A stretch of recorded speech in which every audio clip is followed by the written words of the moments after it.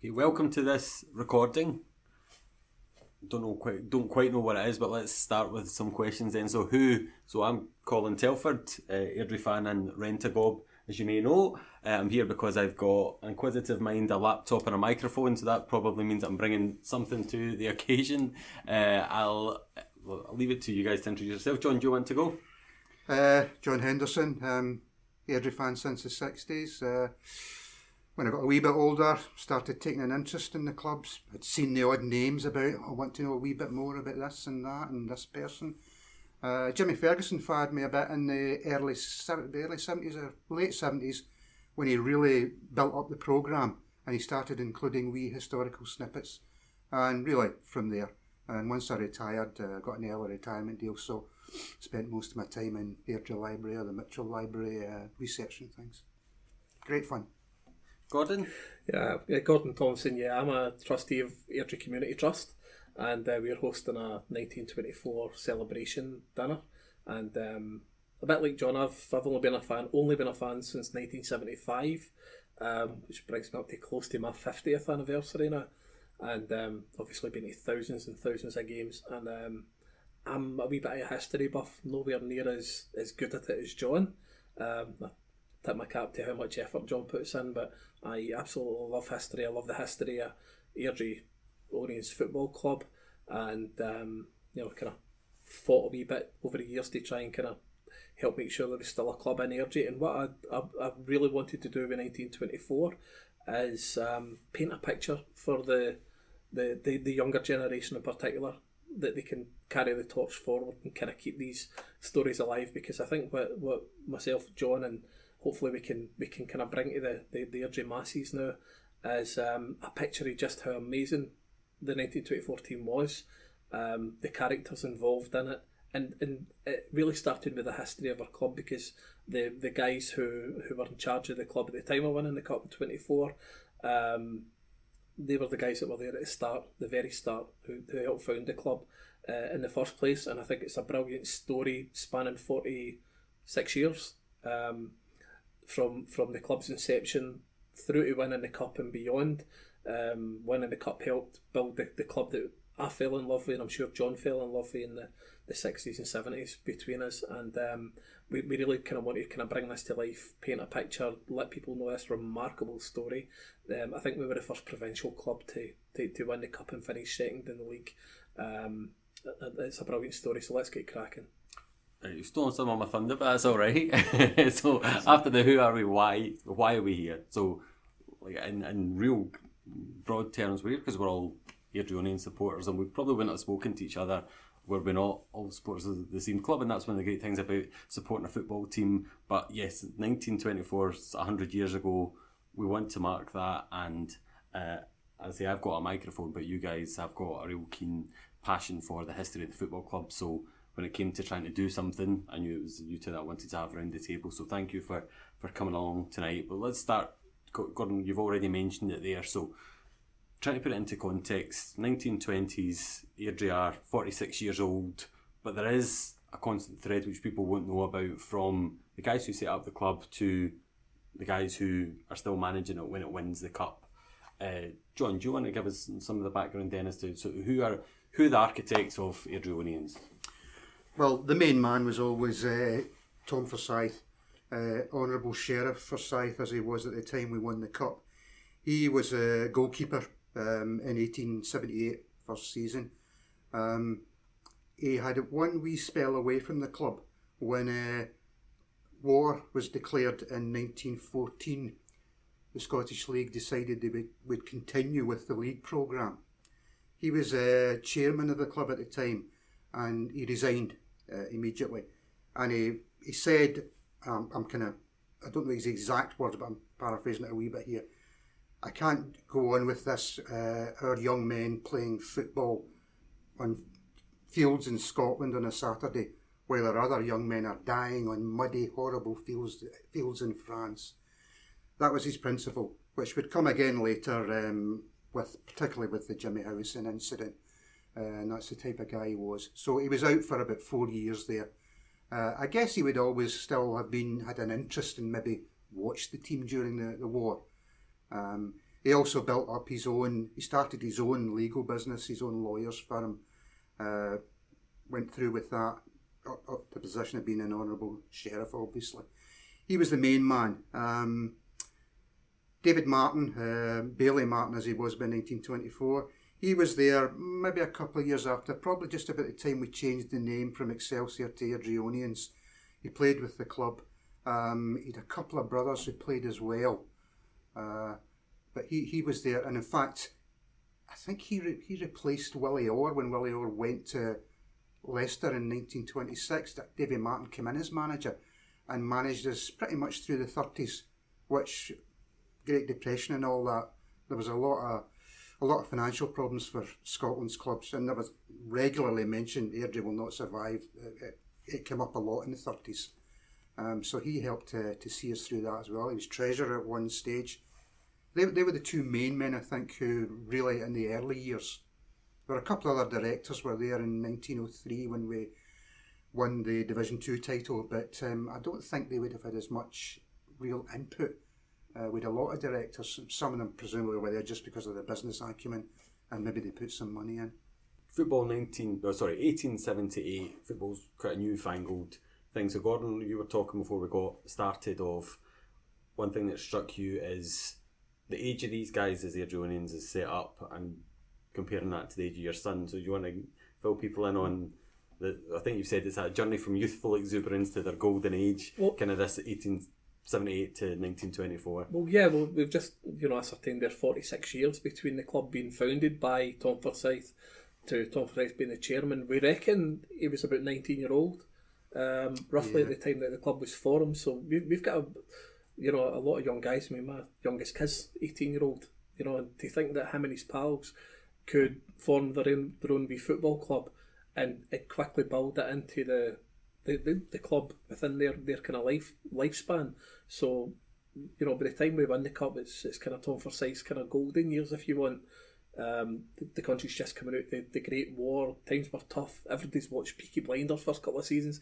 You kind of get an idea of how gritty the times might have been. Airdrie was a very industrial town, and I know my own family, going back, grandpas and beyond, they used to walk through the villages to watch the games, and at that point in time, and that's the very early 20s, so they'd have been watching, coming up the pits on a Saturday morning and walking down to Airdrie to watch the Diamonds play, and we kind of get this picture. So the guys that formed the club, these are guys that have maybe kind of been through school together. They've got a cricket club, which they play during the summer, which kind of seems to be a thing at that point in time. And during the winter, a lot of sporting clubs, cricket clubs and whatever else would play other sports in winter. Football in this area, might have been rugby in other areas that they played, and these guys have kind of quickly formed their wee club. There was loads of club in Airdrie at the time. From what we can see, there was an Airdrie football club, a Plains Bluebell amongst others. I think there was a Broomfield FC, but I don't know if they were at the same time, but loads of clubs, and we used to play in local leagues. So Airdrieonians they initially called themselves Excelsior, even though they started as Airdrie Cricket and Football Club. They changed the name to Excelsior because it was an Airdrie FC, and they chose the name Excelsior to be a wee bit different, but that became a popular name in other areas as well, and 3 years later they changed it to Airdrieonians, which I think was Tom Forsyth's. He gets credited with that, Gordon, So it's Tom Forsyth's idea anyway, change it back to there's a kind of an idea of the standards. Even the name sounds grand. Obviously 30 years later or whatever it is, they come up with the diamond strip to give us a look that's different and more prestigious than everyone else, and you kind of get an idea of the standards that these young guys who became men during the course of the club's lifetime, and you just get an idea of the standards, the idea, the ethics. So Tom played in goals for 6 years or something like that. I think I read that he got a bad injury. David Martin came in the mid kind of 1800s as a centre forward, scored a lot of goals, played for a few years, and so these guys kind of knew knew football. It was their club. They were the young guys that formed it and kept it going as their playing careers kind of fell away. They kept the club going, and it was a constant. They join the league, they become professional. They find a new ground. They get the lease for Broomfield. They They build the pavilion. A few years later, after the war, they start terracing the steps. Guys used to get crowds of several thousand at Broomfield, but they're all standing in grass banks round about the pitch, and eventually they end up kind of terracing it. Then they build the main stand round about the time of the cup. So it's a great story. I kind of like going for like pretty much a boys' club, run by the boys themselves, helping some local businesses or that, kind of helping them with sponsorship or funding or whatever at the time to kind of keep going. And it's a brilliant story just for these bunch of young guys with this Corinthian spirit. They're amateurs, and they build something that eventually is going to last. And by the time they won the cup in 1924, as these guys are becoming pensioners, or just about to become pensioners, they won the biggest prize of them all. At that point in time, the Scottish Cup was a big prize. League football didn't start to 1890, so in the years prior to that, the Scottish Cup was the big tournament. Every year the teams would enter the Scottish Cup, but normally they would play friendlies, they would play Lanarkshire Cup games, which were much more plentiful. So Airdrie would play teams like, for example, Royal Albert or Burnbank for Coatbridge or Withlet or Drumpellier, who's still got a cricket club down there. So the fixtures would be like that, and so you can just see this brilliant evolution for the game being quite raw as well, and unformed as we know it at that point in time, and these young guys growing with the game and kind of like keeping Airdrie up there. Obviously being one of the kind of like the top, say, 20 teams or whatever in the country, always up there. And by the time they won the cup, I think we were the first sort of provincial team, we were the first club to bring it back to coal country, as they called it at the time, at Lanarkshire, and it can't be understated just how big a kind of deal that was at the time and how prestigious. I think even the Scottish League, that was in the 1950s before there was a trophy for it, so teams only flew a flag when they won the league. We brought back the silverware, the big, prestigious cup. We brought that back to Lanarkshire, and it was a huge deal with a team fully internationals by that point as well. So you can just see the evolution from boys club to a team fully internationals, and guys who we'll touch on later on who then became major figures in the world game.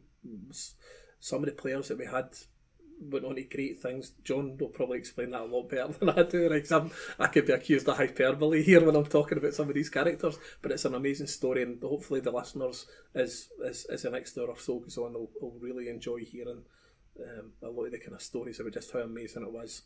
And it's a story that we hope the next generation will want to kind of like pick up the baton and keep telling as well, with pride, like we're doing. And then to keep that history alive, John, you've mentioned time in the Airdrie Library, time in the Mitchell Library. What sources are you dealing with when you're trying to find out about Airdrie in the 1920s? You've really only got newspapers, Colin, the younger generation will sort of look in horror if I say social media was never heard of.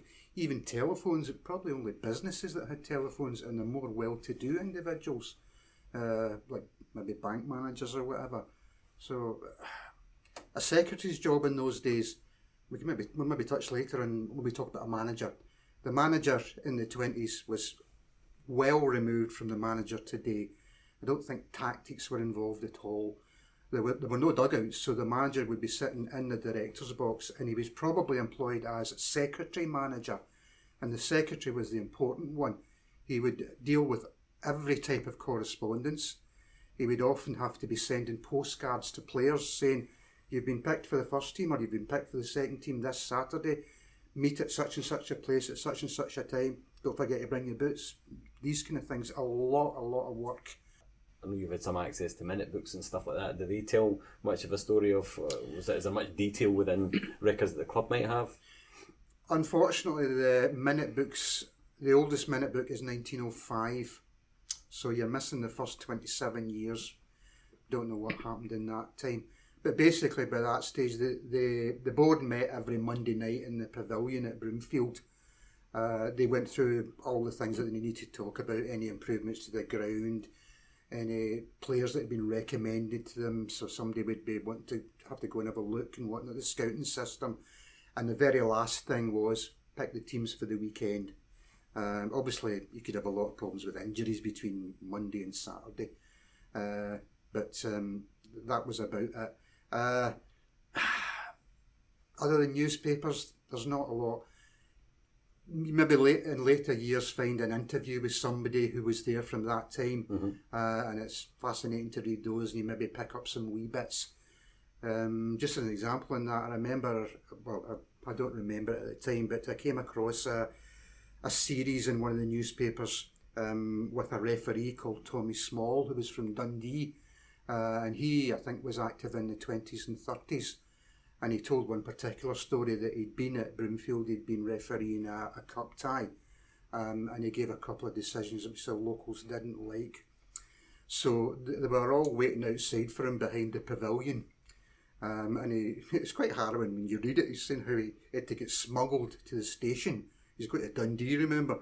He's sitting on the train, he's trying to disguise himself because he hears the guys outside. He must be on this train, we'll find him. Different time. There was another one earlier about a Motherwell player who was involved in the late 1890s in the tackle that ended up with Bob Scott getting a leg break. Bob Scott was one of our early internationals. He was only 27 or 28 at the time, and he only played a couple of games after that. His career virtually ended at that point. And the Motherwell player who'd been involved in it, he had a bit of a job getting out of Airdrie as well. There's the story of him having to scale a wall at the Cali station. So different times, and these kind of stories. I know it sounds terrible, a player possibly on the verge of getting some physical violence, but it gives you an idea what things were like at the time. Football was probably was the man's game at that time. And it would mainly be minors, obviously, who were our fans. And it was regarded at that stage as a bit of a hooligan sport, I think. Maybe not so much by the 20s, but certainly in the early days. Well, I've heard a similar story about Peter Grant having to run back to Chapel Hall in the early 90s. So it's good that we kept some traditions alive. Believe it or not, that was actually the early 80s, mate. We're getting old. Okay, and then what about football in the 1920s? So, like when we've had the live tweets going out, which John, you've been behind. And you've done a couple as well, Colin. I've helped with some first drafts. But when Stuart puts the team up, right, 2-3-5. So Gordon, you're into your football tactics. So how come we've got 5 forwards on the pitch? What's going on? Yeah, John might remember that better than me. We used to play 2-3-5 when I was very young and at primary school. Still, they were still trying to set us out in 2-3-5 formations, but it's slightly different for now. But when you actually look at the modern game, a lot of teams are playing 2-3-5 when we're up the pitch. So we're recording this on the 10th April, 11th April, I think it is. I can't remember. But we're only a day or so removed from Airdrie's brilliant display up at Kirkcaldy. We beat Wraith Rovers 3-1, just in case anybody's forgotten about it next week when this goes out. I doubt it. But there was the first goal was an absolute cracker, possibly one of the best goals I think I've ever seen for an Airdrie team in my lifetime. And we're kind of playing 3-2-5 at that point in time. It was not too dissimilar. So whenever teams are in an attacking phase during the games, they're playing 2-3-5. Guardiola, De Zerbi, all the great things, even Arteta and that, the 2 centre backs are sitting back controlling it. There's sort of 3 midfielders if you want, and the full backs are so high up the pitch they're playing as wingers. With the 3 forwards, so it's not that uncommon a kind of way. But what used to be what was known at that time as the full backs are really like sort of centre half sweeper type characters that are the last line of defence, and then you've got a second line of defence with what's known as your right half, your left half, and your centre half. So they're your 3 kind of middle of the park type players if you want, but they're the kind of first line of defence. The full backs are your last line, and then you've got your goalkeeper. But by all accounts, the centre half would be maybe the kind of player that would maybe engage the sort of centre forward. The other team, he was your probably your hard man kind of type player, and the other half, the right half and the left half, are probably guys that could kind of play a wee bit as well. Kind of good footballers. We'll learn, for example, about the left half, Bobby Benny, for example, who was by all accounts a kind of cultured type player, although he's kind of described as a defender. I'm trying to think of a kind of comparison type player, but maybe like a Kenny Black type or something like that, playing in that position. I'm imagining a player with a kind of like a sweet left foot that can kind of like cross the ball into the box like he did for the second goal in the cup final. And then you've got your wingers who would operate up and down the park, but they were known as outside forwards. So your winger would be your outside forward, so Jimmy Reid and Jimmy Somerville in the final, and then your front 3 you've really got a main centre forward and then two inside forwards. The inside forwards would normally be very cultured players. I've actually got an old historical book called the Great Master Craftsman of Scottish Football, which is describing some of the great inside forwards of the game. For the early part of the 20th century, and these players could be cultured, but they're goal scorers as well. Bob McPhail, he's a record goal scored holder for Rangers for a long time, playing as an inside forward. So these guys would score goals and that, but they could play a wee bit of football as well. Usually the kind of like the master craftsman kind of gives the idea that these guys could really kind of like unlock a defence or whatever as well. So they must have been a joy to watch, to be honest, and especially playing that kind of football. It did become a lot more defensive in maybe the 60s in particular, but it would have been great to watch attacking. But it's no like, I don't think it would have been totally just teams countering on you all the time. Players would get back obviously and defend as well. It might be hard to kind of like for us to understand now exactly what it was like, but I don't think it would be too different to what it is now. But obviously parks would have been a lot heavier. Threadbare teams used to train on their pitches, so you could only imagine what kind of state they would be in, especially after a long hard winter and playing 2, 3, 4 games a week at times on them, like could happen. And I kind of get an idea of what the team would be like, but I think it would be a mixture of kind of like similar to now, a mixture of guys that can head the ball away, also a mixture of guys that can play and guys that could cross the ball into the box. It'd probably actually be pretty entertaining to watch, to be brutally honest. And it's strange how some of the terminologies lasted, but with a different meaning. So your fullbacks, your fullbacks, your left back and your right halves. back. Yeah. But would have been your central defenders and your centre half was a midfielder on that. Yeah, that formation. The fullbacks, if you go right back to the 1880s, basically, especially at a corner kick, say, the fullbacks would stand in front of the goalkeeper because the opposition, the centre forward, etc., they could just shoulder the goalkeeper over the line, and that was a goal. So the fullbacks had to literally protect the goalkeeper to make sure that didn't happen. The game of football kind of like rugby football, association football, a lot kind of from same rugby. Roots, so, and those kind of days, there would have been a lot more rough kind of play, scrimmaging, whatever they want to call it. That's a word you hear a lot, hacking.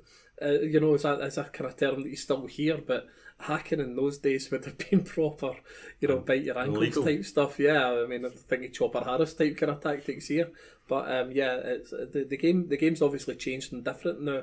But some things would remain the same. I mean, we were talking about the professionalism in that. Scottish players used to be trained down south, in the days before professionalism in Scotland, and the players were renowned for being able to play football. The Scots game in Airdrie been a big part of that. I know the 2-3-5 when they beat Rangers, the record score in that was the Scottish players did like to pass the ball about and move. It wasn't just like rugby with a round ball. There would be outbreaks of kind of proper football. And the Airdrie team that won the cup was renowned. When you read the match reports of the final, it kind of suggests there's quite a few match reports, and none of them suggest it was a brilliant game of football. A wee bit nervy.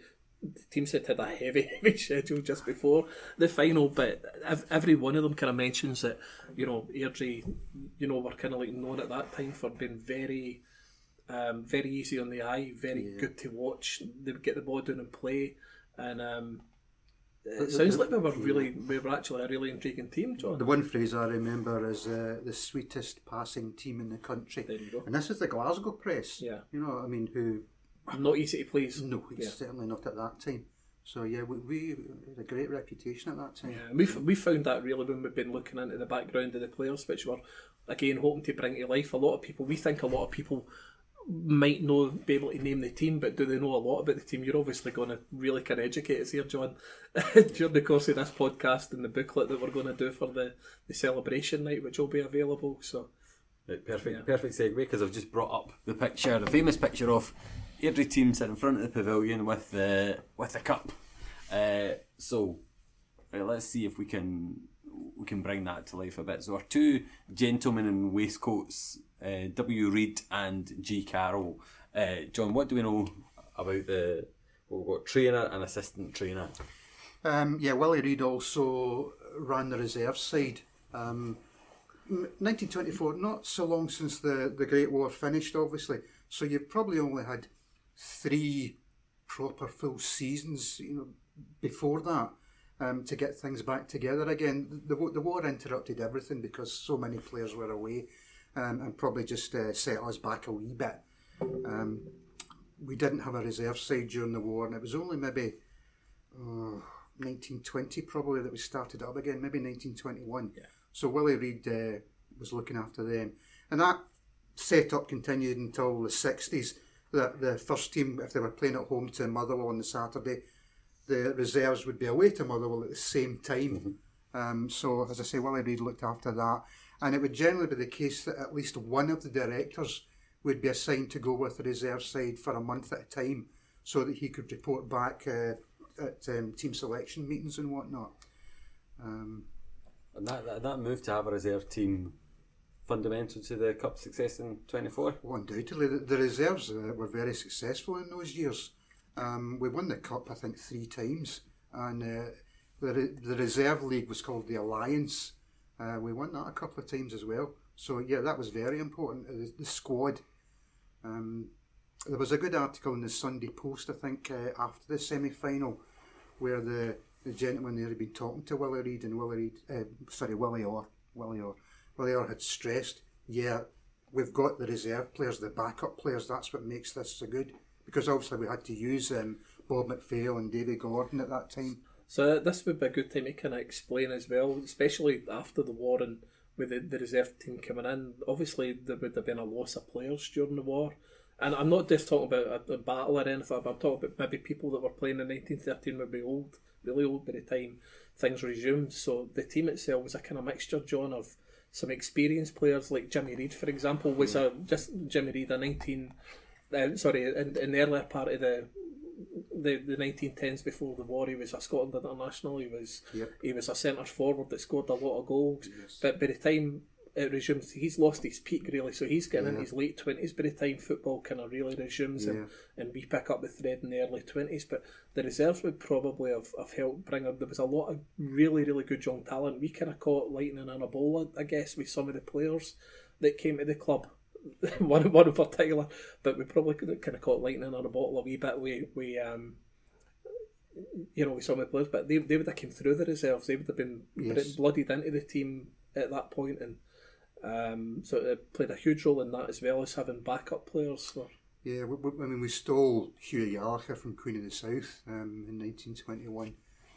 They weren't very happy, I don't think, but what was the steal, John, in those days? How can you get a player from another team? Is the registration still there like now? Or? Well, Queen of the South at that time, they weren't a league side. They were playing in one of the sort of South of Scotland leagues. Maybe, yeah.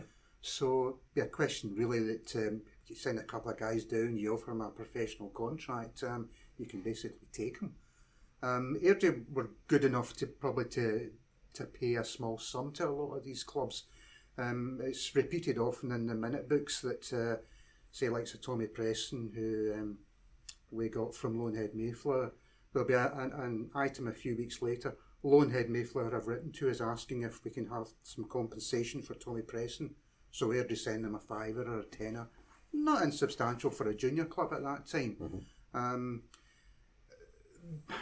But they're not under an obligation. That's like a genuinely thing to do. Yeah. Which again, Tom Forsyth would have encouraged, obviously. Yeah, well, we were talking about standards, and that was something they kind of went for. But at the same time, there was quite clearly an ambition at that point in time to put a very good team together, which might be these guys getting towards retirement age and thinking, let's do. Although it's not really written down, we can kind of suppose a wee bit maybe that there was maybe a bit of ambition to really do something at that point and build a. Yeah, I think there was, Gordon, but we still sold players as well during that time. That was the thing I wanted to go on. I was reading about a player, John, you could probably better at this than me, but we bought and then sold a centre forward, didn't we? Willie Henderson, do you think? Willie Henderson, who Gallacher obviously replaced kind of longer term. So you can imagine that period where Gallacher's came for Queen of the South he was only 19, I think, and he was unwell at the time, if I can remember. Did he have pneumonia? Right, yeah, something like that. Or something like that, common, yeah. And obviously, so we had signed a kind of high profile centre forward, Willie Henderson, and they had a big bid for him. But did he go to Man United with the manager at the time, Chapman? John Chapman took him to Man United a year later. He'd obviously signed him from St Bernard's. Right. St Bernard's wouldn't accept our initial bids for him, so we took him on an amateur contract until such time as that could be sorted out, which sounds a wee bit, what would be the word, Colin? Nefarious. Yes. But that happened a lot. So that obviously that was 1921. Yeah. We made a bit of money, a bit of profit, 4 figures of profit, which would be huge in those days. Yes. And again, this has helped towards the building of the team that would eventually win the cup, and obviously having someone like Gallacher come in to replace it. It took him a year or two though. He didn't hit the ground running right away, but it kind of shows you the evolution of the team and the way it was kind of carefully sort of constructed, and not wheeling and dealing's not the right word, but there was obviously that kind of thing where a club has to kind of like move up levels, and we see some signs when we're looking through the kind of like, especially the 1920s. I mean, your book was great for it. It's got all this kind of stuff in it, but it's great seeing it kind of put together in context and in this bigger picture. I could maybe use Bobby Benny as an example. Yeah. We signed Bobby Benny in December 1920 from Thurlanark. It was an exchange deal. They took a pretty good forward we had called Alex Reid, but they gave us Bobby Benny, and they gave us £200 as well in that deal, which was a decent bit of money at that time. Now Bobby Benny, for the first 2 years, he'd arrived as an inside forward, and he really just filled in left half, inside right, inside left when he was needed. And it wasn't until we sold Hunter Hart to Everton in January 1922, I think we probably got 2,000 or 3,000 for him. Bobby Benny's there as an ideal replacement, straight in at left half for another 6 years. And so after the 6 years, he moved on to Hearts. And he managed Straith Rovers or something as well. He did for a short time. But one of the things I'm seeing from that, John, obviously there's obviously the kind of buy to sell. We see that. I mean, we can relate to that in the modern day as well. Obviously, Justin Devaney, for example, we went and acquired him from Kilmarnock and sold him to Crystal Palace. So, and you can see that money was reinvested a little bit in Liam McStravick, who I'm sure the club will want to try and capitalise on as well. I'm sure Liam will want to move on as well. But you can see the similarities in the way it's worked. But one of the great things for reading your books and whatever else is Willie Reid, who's a director. He's the assistant trainer. He's the manager of the reserve side. Some of that money he's putting into concrete or whatever it is to do the terracing during the summer as well. And it's amazing seeing how the clubs, we probably, I don't know if it was the same steps we'd have stood on, but to think that... Possibly, aye. Yeah. In the 60s, Well, they talk about 70s, the same ones till it came down then. They talk about the particular summer, I can't remember which one it was, that Willie Reid was there every day through the summer. I think it was 21 stepping the terracing. Yeah, and it's amazing to think that what led up to that was the terracing that we stood on as kids. Was getting built at that point in time. So absolutely amazing stories in the way it all kind of came. And it's one of the things where the fans is, we noted with the Hughie Gallacher one, it was in your book and different stories. The fans were rebelling when they were selling Gallacher. It wasn't a time for the faint-hearted. You could probably imagine that there was quite a bit of anger at some of these big players gone, but could you imagine being really angry in the summer of 21 or 22 when you're losing your big centre forward down south and replacing them with kids, and then you find out these kids are like some of the best players of all time? It's quite an amazing kind of thing to think that we had that kind of quality at Airdrie, but I'm sure we'll come on to more of that shortly anyway. But what about Carroll? What's his... Don't know a lot about his background, Colin, I'm afraid. He was there for, same as Willie Reid, he was there for a long time and basically just got on with things, I think. No, I don't know much about his background at all, I'm sorry. He was a trainer. His job was basically the fitness of the players. Yeah. And because, as we're saying, the management structure of the club, the board were mainly ex-players plus a few businessmen. Yeah. And they kind of selected. So although that might seem like interfering to us nowadays, it's a kind of different structure really, because these guys actually knew football, and again, they had founded the club, they had played for the club, they had more than likely managed the, and the modern sense, managed the club in a way. So yeah, they had the plan. It might just have been in their heads. Yeah. Yeah. And the job Carroll looks as though it was kind of straight away his job was to kind of make sure the players were fit, basically. So he was probably the guy that had them running around the ash track, and which I think is all they did at that time. No ball work. Even when we spoke to Ian McMillan, it was the players did the tactics and the trainer kept him fit. And even when he was at Rangers, we were saying Scott Simon didn't really take that much to do with the tactics, so that would last for a while. Willie Neal. Willie Neal came from Parkhead Juniors in 1919, so he was there early. Wing half or inside forward, could do both. I feel very sorry that Willie Neal missed out on the cup final. For those who don't know, he'd been in the team at the start of the season, right half, suffered an injury in October. There was a wee bit delay in getting it diagnosed, but it was eventually fixed as a cartilage operation, and he didn't get his operation, an injury. He didn't get his operation until late December or early January. And by that time, Tommy Preston had stepped in, made the place his own. So Willie missed out. I think we need to butt in here a wee bit, Colin, because I was speaking to John a few months ago, right, and John described him as his favourite player at that point in time. Yeah, not that I ever saw him, but just through reading about him. But reading about him, he sounded like a proper Neil of Preston. Willie Neal, yeah. And Neil was, although he was the right half, I guess, at that time, if Tommy Preston stepped in for him, he also, later on, he kind of played as an inside forward, so it'll kind of give you an idea. Again, a really cracking football player, and when we were talking about the cup final, maybe not being, a really great silky display or a nervy cup final, if you want, which happens, that might be part of the reasoning behind it, the fact that Willie Neal's missing as well, because I think it sounded as though he was a proper footballer, and as you say, very unlucky not to be, part of the team. I think when they talk about the cup final not being a great game, I mean, all the newspaper reports say it wasn't a classic. You think of the Hibs situation as well. They had lost the final the year before to Celtic 1-0, and they fielded exactly the same team against us. I mean, I find that quite incredible. The same 11 2 years in a trot in the cup final. Maybe a bit of nostalgia, because I know with the Airdrie selection, the kind of like the story that I picked up was that Jimmy Reid outside right might not have been 100%, but you kind of get the feeling that the selectors might have just went with the guys that... I love Jimmy Reid, so I don't like that story. I mean, I don't know.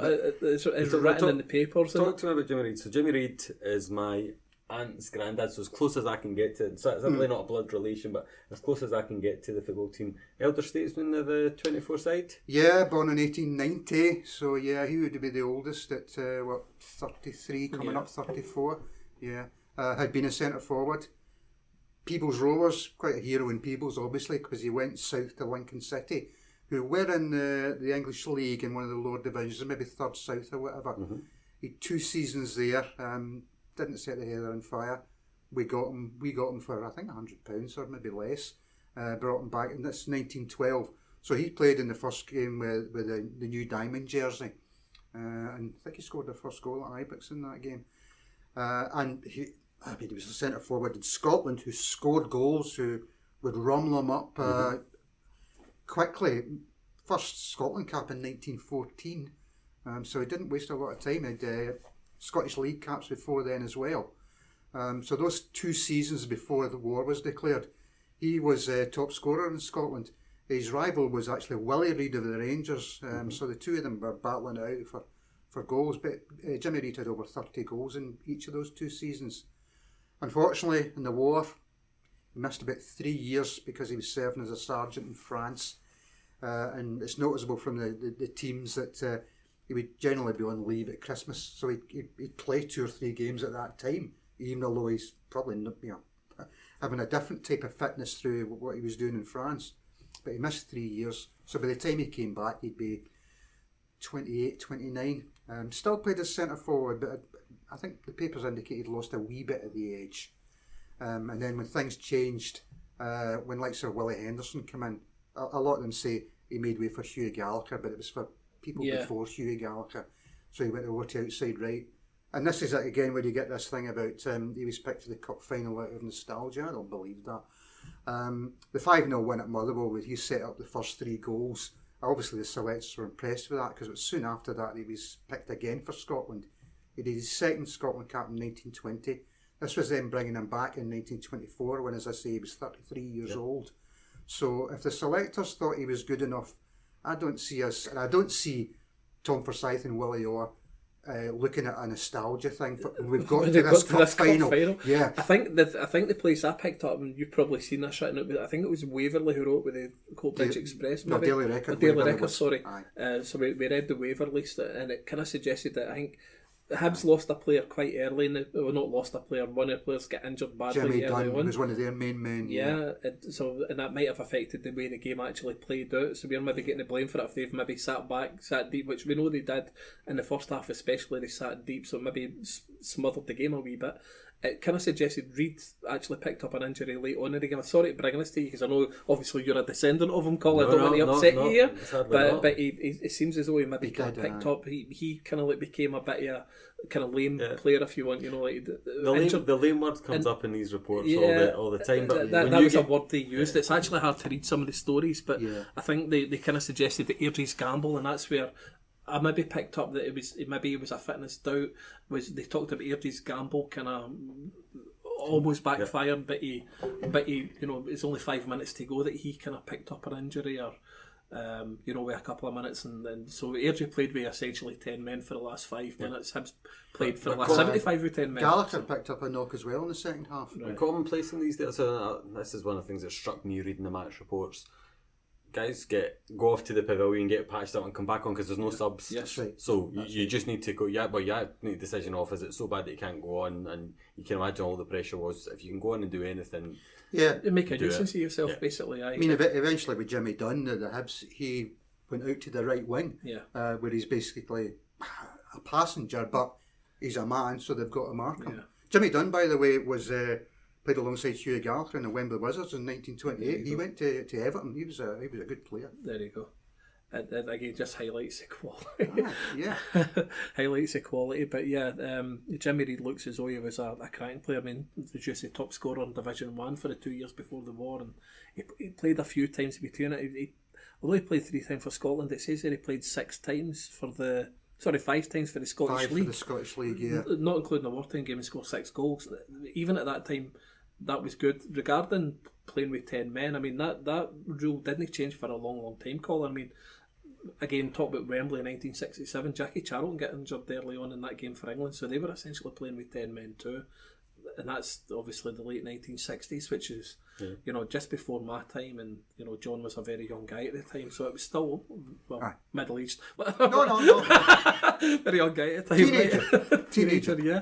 And, I mean, when did this sub start coming in? It was 65 actually, yeah. Was it 65? Right, yeah. But even that international 67, there was still no subs.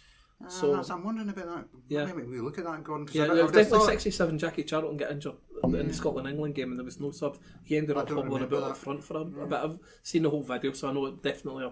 Would they maybe have used their sub because they would only beat one? So. I don't think so. Anyway, we can double check. But anyway, it was a long time that rule stayed in place. There was only 11 players, and that was it for a long time. But because my family will be listening, he did get the assist for the first goal, so we need to give him that a shot. Yes, he did indeed. Pre-assist. 2.5 minutes. Preston flicked on. Come on. He took a corner. Right, let's change to a different position. The goalie, so there's only one goalie in this photo, the traditional woolen polo neck. So tell us about Mr. Ewart. Mr. Ewart, now there's a character. We seem to have had a lot of characters as goalkeepers, and I'm not just thinking about John Martin. One of the guys who was involved in founding the club was James Connor, who was another screwball. Well, I was going to say outspoken, jolly, feisty as well, I suppose. James Connor, he played halfback as well, but he of course was a first Scotland cap in 1886. I know there was one instance when I was going through newspapers. We played a game at Arbroath. This would be the 1880s. And somebody had got a copy of their local newspaper report to Airdrie, and James Connor saw it and immediately wrote to the Arbroath paper pointing out all the discrepancies in what they had said. He was right into that kind of thing, writing letters as well, defending Airdrie, defending himself. Brilliant. But you would need, I mean, you need to be mad to be a goalkeeper. I mean, obviously we've still got Davy Hutton at the club as well, and you know, we've had Johnny Martin, we had Big Sanchez. I mean, we've had go. I mean, my dad waxes lyric about how great Laurie Leslie was. I've never heard if he was another nut job. No, I don't think Laurie Leslie would come into that category. If you can imagine being a goalkeeper nowadays, so John, I mean, you're talking about being able to shoulder the goal into. The most famous shoulder the goal into net's probably Stan Mortensen. The FA Cup final, 58 or something like that, where there's actual camera footage of it. Aye, Nat Lofthouse Nat and Lofthouse, Ray sorry. Wood. Is that who I'm thinking of? Yeah. Yeah, Nat Lofthouse. Yeah. I knew it was something like that. And you know, you see the centre forward. I mean, these guys are like 6'2", 14 stone kind of guys, flying through there, battering the goalkeepers. Sure, yeah. Could you imagine what you need to be a goalkeeper? You would need to be mental in those days. I mean, even more mental than they are now, because you're going to get challenged like that. So these guys have got to be robust. Isn't the word for it, is it? You know, you need to give it out. I mean, if you're a goalkeeper, you're going to have to come out and take that first cross into your box, and you're going to have to flatten everything that's in your way. You know, there's no two doubts. No twa doubts, as the guy for Broth probably wrote in 1886, right, or whatever it was. But there's no doubt if you're a goalkeeper, you are going to have to be pretty much of a screwless. And I think you're going to tell us now, he's second here, about just how madcap Jock Ewart actually was. Jock Ewart, yeah. I mean, can we paint a picture first about his wartime exploits? I think that's quite important with Jock. He picked up a serious injury in the First World War. I want to say he get gassed in the trenches. I mean, I don't know. Well, he must have recovered from that, obviously. When was he Scotland cap? 1921. I think he died young. Yeah, I mean, he was still a great goalkeeper, but I think he was one of the players that didn't really have a long life after the cup. Well, there were a few. I mean, expectation in those days was totally different from now. But I think Jock Ewart died in 1943. Which would have made him probably maybe in his 50s. I'd have been in his 50s. He joined us in 1909. He had a long career. He's 2 stints with Bradford City, and he played with Preston as well. So he's a well thought of goalkeeper. He was actually meant to be brilliant. I mean, what I read about him at Bradford and that as well, he was very revered down there too. Yeah, of course. And obviously he signed for us after he signed for us before the cup and gave us a real presence. That's right. 3 or 4 years. They brought him in at the start of that season. So that was a specific thing they'd obviously looked at and said, we want an experienced goalkeeper. And he's a leader. We know when they came back to Broomfield after their dinner or whatever, and they come back to the town, and you know, there 3,000 or 4,000 people come into Broomfield, and he's the player that addresses the crowd and says, "We're going to win the league next year too," right? And so there's a wee bit of leadership. He's probably a big man, but I did read that he was a soldier during the war, and he's been gassed in the trenches, and he had a breathing issue, and which might have affected him a wee bit after his career. But obviously, when you're young and you're fit, you can sometimes kind of come back and plough through these things. But I think it maybe kind of affected him a wee bit. That's something that I read, John. I don't. You've probably read it, but without seeing it close hand, it's hard to kind of. He was certainly the type. But if somebody behind the goal was giving him abuse, he would be firing back every time, and he'd be cracking jokes. He has that reputation. Yeah, I'd read quite a lot of things like that about him as well. But I mean, a great goalkeeper. The Falkirk game, the semi-final, 88th, 89th minute. Sid Puddifoot's just about to put it away, and Jock's right out, gets a kick in the head. Yeah, but knocks the ball away. He's off to the pavilion, stitches in the head, and the man who takes the heavy woolen jersey is it Andrew Dick? Alec Dick. Because Gordon likes to call him Sanny, which I think they would have called him at home, certainly. I've read that as well. Well, I actually want to cling on to that, because one of my great uncles used to call me Saturday Sanny when I was a kid after a cartoon. There was a cartoon thing, yeah. Yeah, what paper was that? The evening? No, possibly the evening. It was a weekly one. I can't remember. It was a weekly paper. Weekly News? Yeah, the Weekly News. Saturday Sanny was a wee character, so he used to call me that because I love my football. I like that character, so as soon as I seen it was called Sanny Dick, I was right in there. That was my nickname when I was a very, very young kid. They used to call one of my early heroes, who again I never saw play, was Alec Thomson. He played from 1899 through to 1917. But again, when you read about Alec Thomson, 1 minute it's Alec, 1 minute it's Sandy, the next minute it's Sanny.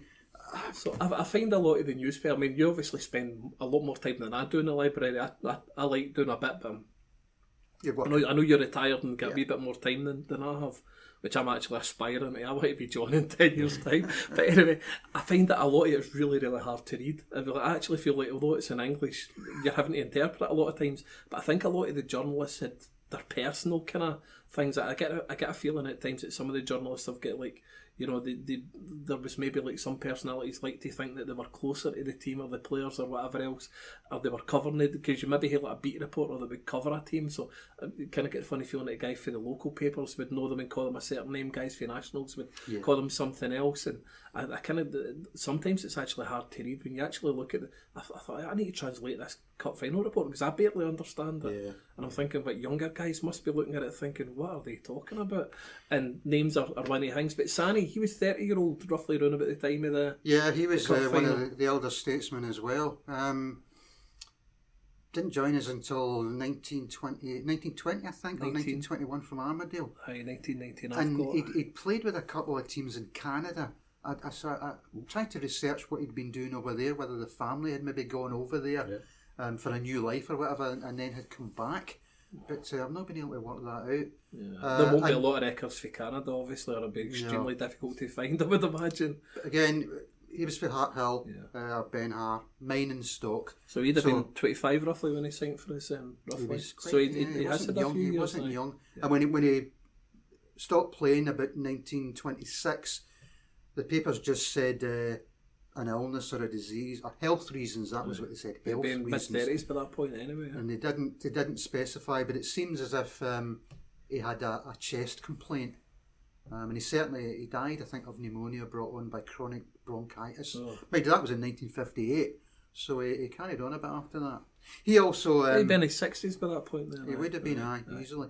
He took on some coaching of a juvenile team from out his way, Eastfield Heatherbell, and they won a cup competition 4 years out of 5 in the run-up to the First World War, so he obviously had a wee bit of... nous about things. Yeah, I mean, when I look at his picture, I kind of immediately think I wouldn't like to be a forward playing against him. No, he's got kind of dark, sunken looking eyes, you know. And there's a the photographs don't do him a lot of favours. I think Gordon. Most of them. He's a fullback with George McQueen. With George McQueen. Yeah. So what's his partner like in defence? George McQueen. Yeah. Prince of Defenders, etc. Yeah. So he must have been pretty classy. We signed him for Rangers then. Well, it was a free transfer. He'd had 4 seasons at Ibrox, but he'd only played about 20 odd games. Yeah. When was it we signed him? 21? 21 as well, yeah. But in the last season he'd a broken collarbone, so I think that probably made up their minds to just let him go, and we got him. But by that time he would have been... That was 1933 he left us, so he was there for quite something. He was there 12 years. Yes. So he was born in 95, so he'd have been about 38 when he was finished, so that's a pretty long career actually, even in modern terms. That's Tommy Preston. He was 38 when he finished, and he was about the same time as George McQueen. George McQueen unfortunately didn't get that full Scotland cap. A couple of times he went as travelling reserve. Went to Wembley, I think. Twice. And he did get a Scottish League cap. And of course we always read about this only Airdrie player ever to lift the Scottish Cup, which of course sadly he didn't.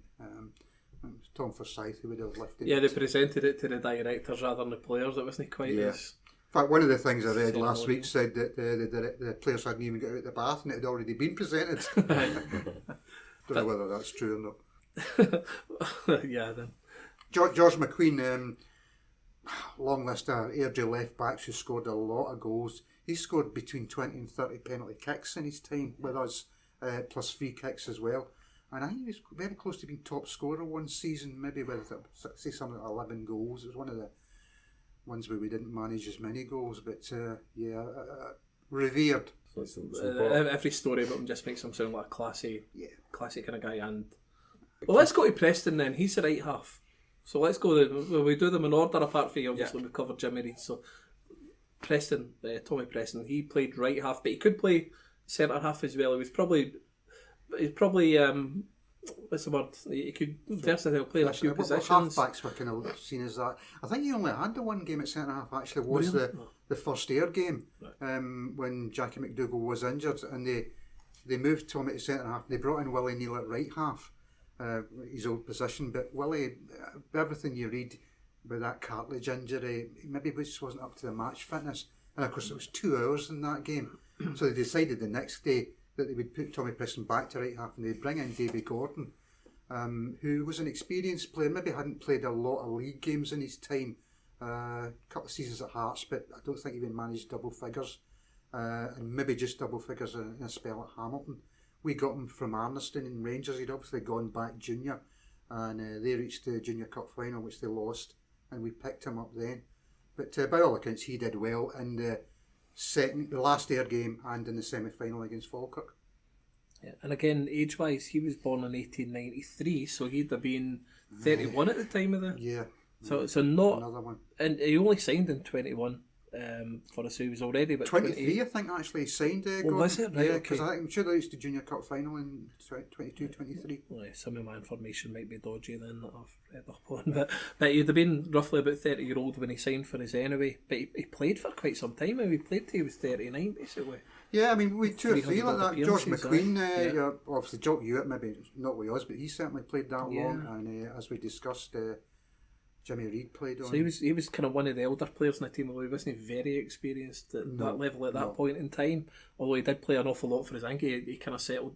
We talked earlier on that Neil moved forward a wee bit more when Preston left.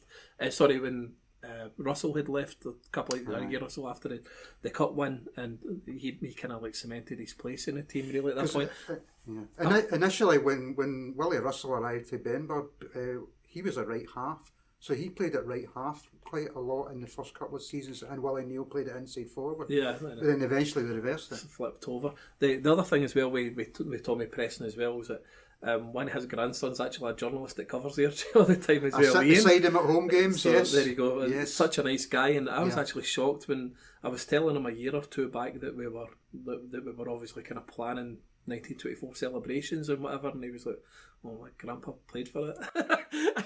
So I was on a wee kind of mission to kind of find out more about the guy and his career and whatever else. Although John's got his favourite and Willie Neal, without picking favourites or anything like that, obviously a very soft spot for Tommy, considering his grandson, as a fan of the club, and you always see him and John O'Brien, kind of like chatting and hanging about together after the games and that as well, which is great to see that there's still a wee bit of continuity even with grandson. I think he's actually got a few descendants that have made themselves known to the club as well, in the process of organising this stuff as well. And I believe he was a school teacher. He was, that's right. After his career. Before the war, I mean, he was born in 1893, obviously. Yeah. So he served with the Lancashire Fusiliers during the war.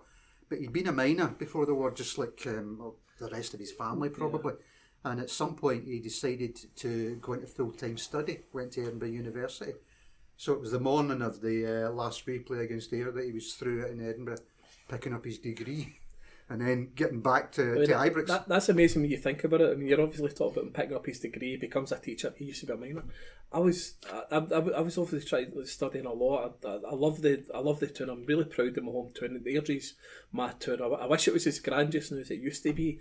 But see when you look at the history of Airdrie and the cup as well, the birth of the club and where we got to, it's kind of they almost go hand in hand with the tune, because the tune started off with 100 years before we won the cup, there's only about 8,000 people in it, and there was a massive growth in the town. I'm trying to find out more about my own family, but I know that my grandpa was certainly a fan, at the time that we won the cup, right? When he was a young guy, he'd have been about 20, 22 or something like that when we won the cup, and I know that he used to walk down for Green Gears to watch it, but there was a big influx at the time.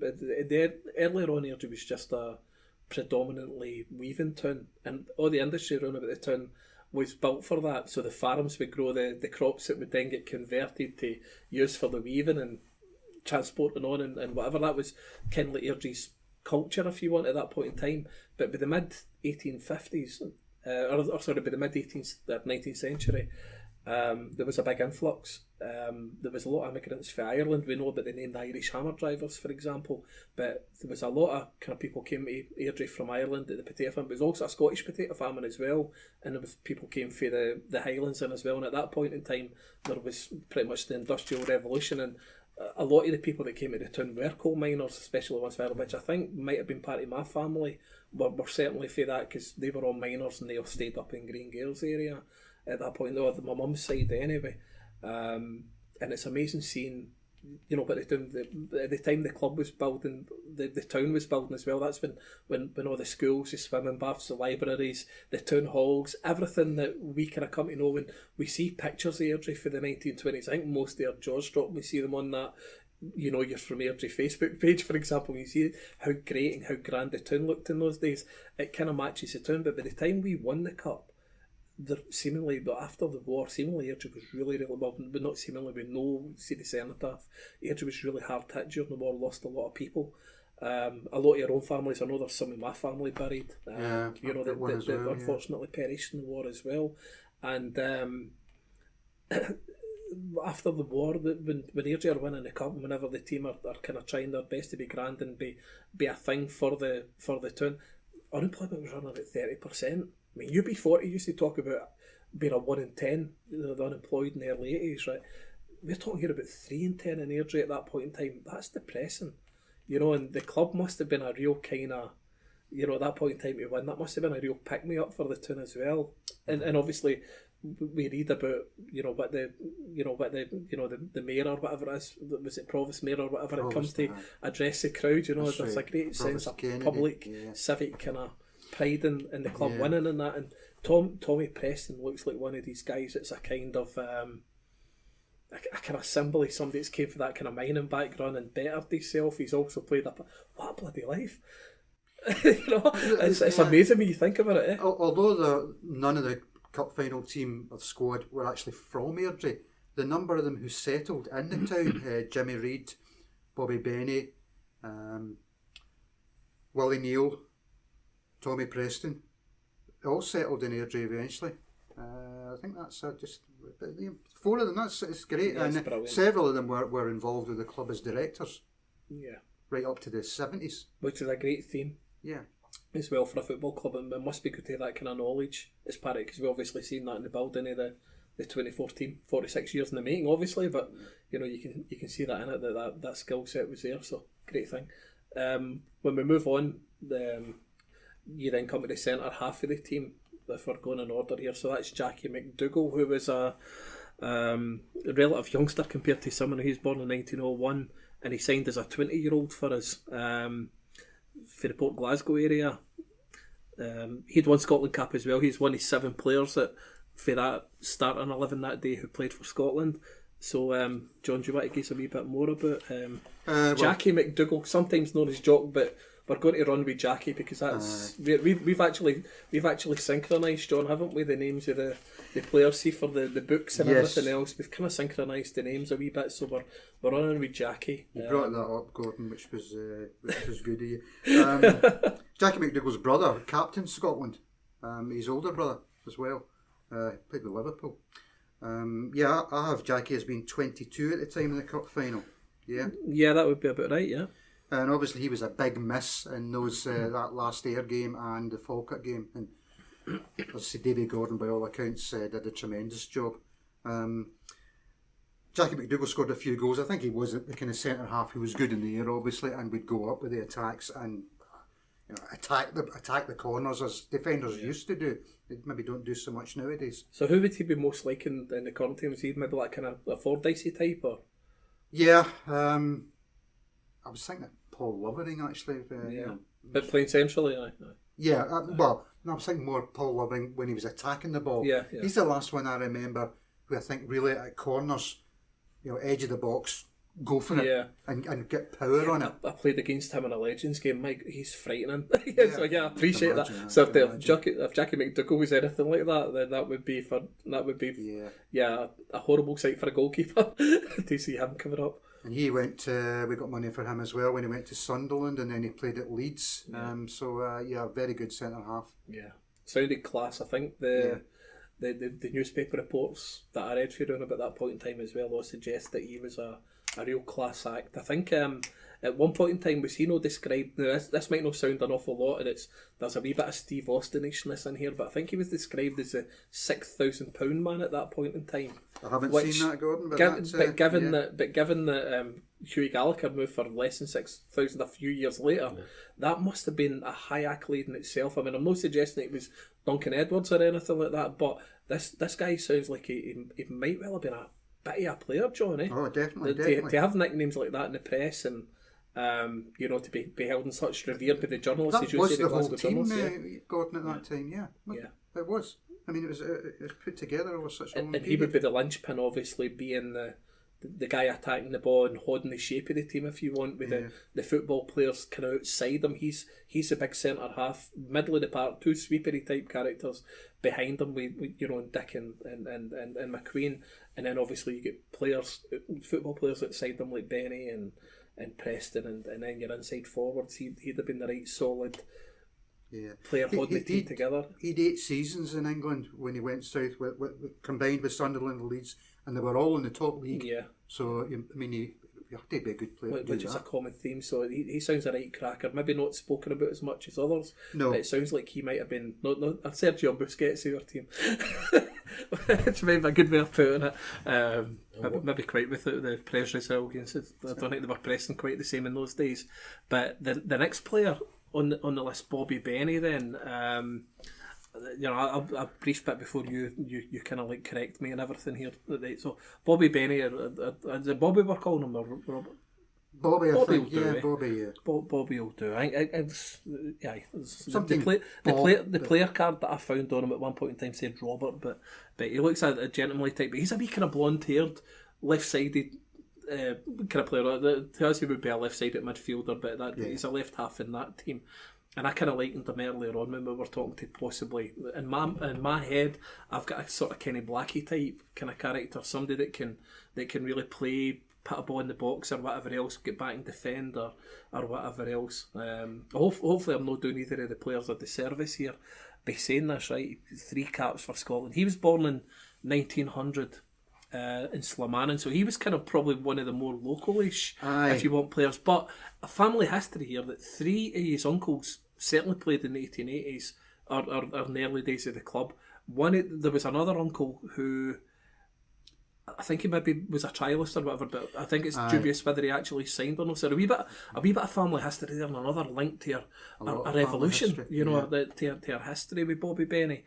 And he played left half. He contributes to one of the goals. So the second goal in the cup final comes from him picking up a sclaff clearance, if you want, driving towards the box and then flashing across the face a goal, and Willie Russell kind of comes in for the inside right position across the goal, gets his glancing header and buries it past the Hibs keeper. So Benny played a kind of big part in the game, and by all accounts he was probably the best player on the park that day. From what the journalists are saying, that might have been helped slightly by the fact that his direct opponent had obviously injured him. Well, he never. I think. Let's get this one done. Jimmy Dunn. He got injured about 10 minutes into the game. There might have been a challenge. It doesn't say it was a bad tackle or anything by Jackie McDougall, but this guy's pretty much ran into your man Mount in centre half. Right. and he's come up. It was Jackie that got up and went on with the ball. So the guys got injured. So he would probably have been Benny's direct opponent. So that might have made things a wee bit kind of easier for him in the game. But that's not to take away. This guy was class, and he played for Scotland during about 25-26 as well. So. He sounds a real class act, to be honest, and a player that went on for good money again after a good few years actually after the final. But he finished his late kind of peak at Hearts, probably made a couple of pound more for his sale, which is fair enough. And as I say, he comes to a family that was kind of involved in the club, so. That was a wee kind of brief bit for me. But John, you've obviously got a lot more. You probably know everything about him. Well, just he was actually born in Limerick, which I think is part of Slamanan. I don't know Slamanan that well. You talked about his predecessors. His father was a director as well. Just after the First World War, I think he became a director in 1919, but he died in 1921. And his brother, Peter Benny. He was a director from 1926 to 1964. Quite a lot of that time as secretary of the club. And looking through the minute books, you can always tell when it's Peter Benny's writing because it's beautiful and it's totally legible. Unlike some of the other ones. And Bobby Benny, his family moved to Airdrie, to South Biggar Road, when he was about 6 or 7. So he went to Albert School across the road. Albert School, synonymous with the Airdrie Schools Cup. Bobby Benny won 4 winners' medals in consecutive seasons, 1911 to 1914. So an Airdrie man. Finished up working at the Department of Social Security over near the public park. And Beside Brian McQueen, or was that before his time? before Brian's time, yeah. He died in 1972. Again, I think a pneumonia-related disease. Seems to be a common theme, unfortunately. Yeah. I guess that's the times in that as well. Yeah. I mean, life expectancy's gone up a lot in those days, but it's good to see that a lot of them kind of had great careers after the the final. But Bobby Benny, a very important man and classy player. See when you look at pictures of him, actually kind of almost getting Scott Agnew kind of vibes when you see him. So if anybody's wanting to kind of paint a picture of what he looked like, he's got that kind of blonde hair and that kind of smart kind of appearance that Aggie had a couple of years ago. And kind of similar left foot and that, but I kind of get the impression he'd probably be a wee bit more kind of Kerry Blackie or whatever. Yeah, a bit taller than Scott Agnew. A wee bit, but just a wee bit more physique for the position and all that. But before we go into the forward line, Davy Gordon is in this team picture, and John filled in a couple of occasions in the cup run. So do we know much about him? Not a lot, no. What I can say about Davy Gordon is that he started off with the Hearts just after the war, 1918-19. He was there in 1919-20 as well, but only a handful of appearances, just kind of stepping in when he was required. He did go out to Armadale on loan in 1919-20. He was centre half with us, but I think initially he started off as an inside forward. And it was after he was released by Hearts, he went to Hamilton for a season. Again, 10 league appearances, so not a regular. And then he went back to the juniors, to Arniston Rangers. Reached the Junior Cup final in 1922-23, lost the final, but we picked him up then in the close season in 1923. So he was a newcomer at that stage. He wouldn't have been a youngster at that point. Didn't get a lot of games, obviously, because Jackie McDougall was there. Just really called in when Jackie was unavailable. But he stayed until 1929. And that was about him, because he'd been well into his 30s by then. But did a great job in the last Ayr game and the Falkirk game, so we have to thank him for that. Let's go into the man who scored the goals in the cup final then, Gordon, Willie Russell. Yeah, another intriguing player, Willie Russell, inside forward. So we signed him a couple of years earlier. It might actually have been 1920. We signed him from Benburb. I believe we were a junior team at the time. And cracking player. So he ended up playing for Scotland as well. And Willie Russell, this forward, he got goals. I think he scored 37 or something like that for Airdrie. Not a massive tally, but by all accounts he was a real kind of class act on the pitch. From what Mr. Henderson here's telling me, he might actually started a wee bit further back in the pitch as a right half, but he kind of moved forward after a couple of years and really kind of found his groove as the inside forward. And again, to no try and underdo this. I firmly believe, for everything that we've read and everything that we've heard about this team, they were top notch. This guy's played for Scotland. I think only got a couple of caps, but a year after the cup final, him and Hughie Gallacher are leading the line against England. We win 2-0. You can't underline just how good these players were, and come the cup final, whenever Airdrie needed somebody to stick the ball in the back of the net, Willie Russell's your man. He's went and stooped quite bravely to. He shook off his marker and got in the end there, kind of flick on for Preston for your Grandpa Jimmy's corner, quite early in the game, second minute or something, totally settled the team's nerves, kind of being a hero. And then obviously he's went and kind of like, timed his run perfectly to get in the end of Bobby Benny's cross as well, 10 minutes before half time, he kind of pretty much break Hibs' hearts if you want. Get into the break. Everything that we've read about this player just shouts class. Airdrie were famed at that point in time, and we were discussing earlier, a very kind of hard press to kind of please. And in Scotland at the time, we us being a provincial club and whatever else, playing a free flowing, fast, exciting kind of football. And this guy's one of the guys right at the heart of it. Kind of player that I would love to have seen in we kind of got to remember, although we've got a centre forward and Gallacher, who we'll talk about in a wee minute, the two other kind of inside forwards, their job's to get goals for us, and this guy's obviously stepped up to the plate in the cup final, and deserves he's kind of place in history. We don't win it if he doesn't put the ball in the net. So, but by all accounts, what a player this guy was as well, and he's went for good money. Barely a year and a half or something like that after winning the cup, he's went for good money down south. And had a good career down there as well. I think it was Preston he went to. Who were one of the big clubs at the time, and a kind of place, a real proper landing place for Scottish players. So he must have been real class for Preston to come looking for him as well. Back in the days, and John, you maybe got a wee bit more information on him than I've got, but I talked about once mighty Preston, because they'd actually just been relegated from the top league, and they signed Willie Russell 2 games into our season, 25-6. Obviously with the aim that he was going to be one of the main men to get them back to the top league. And did he? Sadly it did. He didn't, Gordon. He'd 6 seasons there, and they were, I think maybe one season they were kind of close. It didn't work out for that for whatever reason. He certainly contributed in appearances and goals, but he didn't get them back into that top league. Unfortunately, sadly, I guess, yeah. He then went over to Ireland and had a season with Shelbourne, packed it in at end of 1930-31.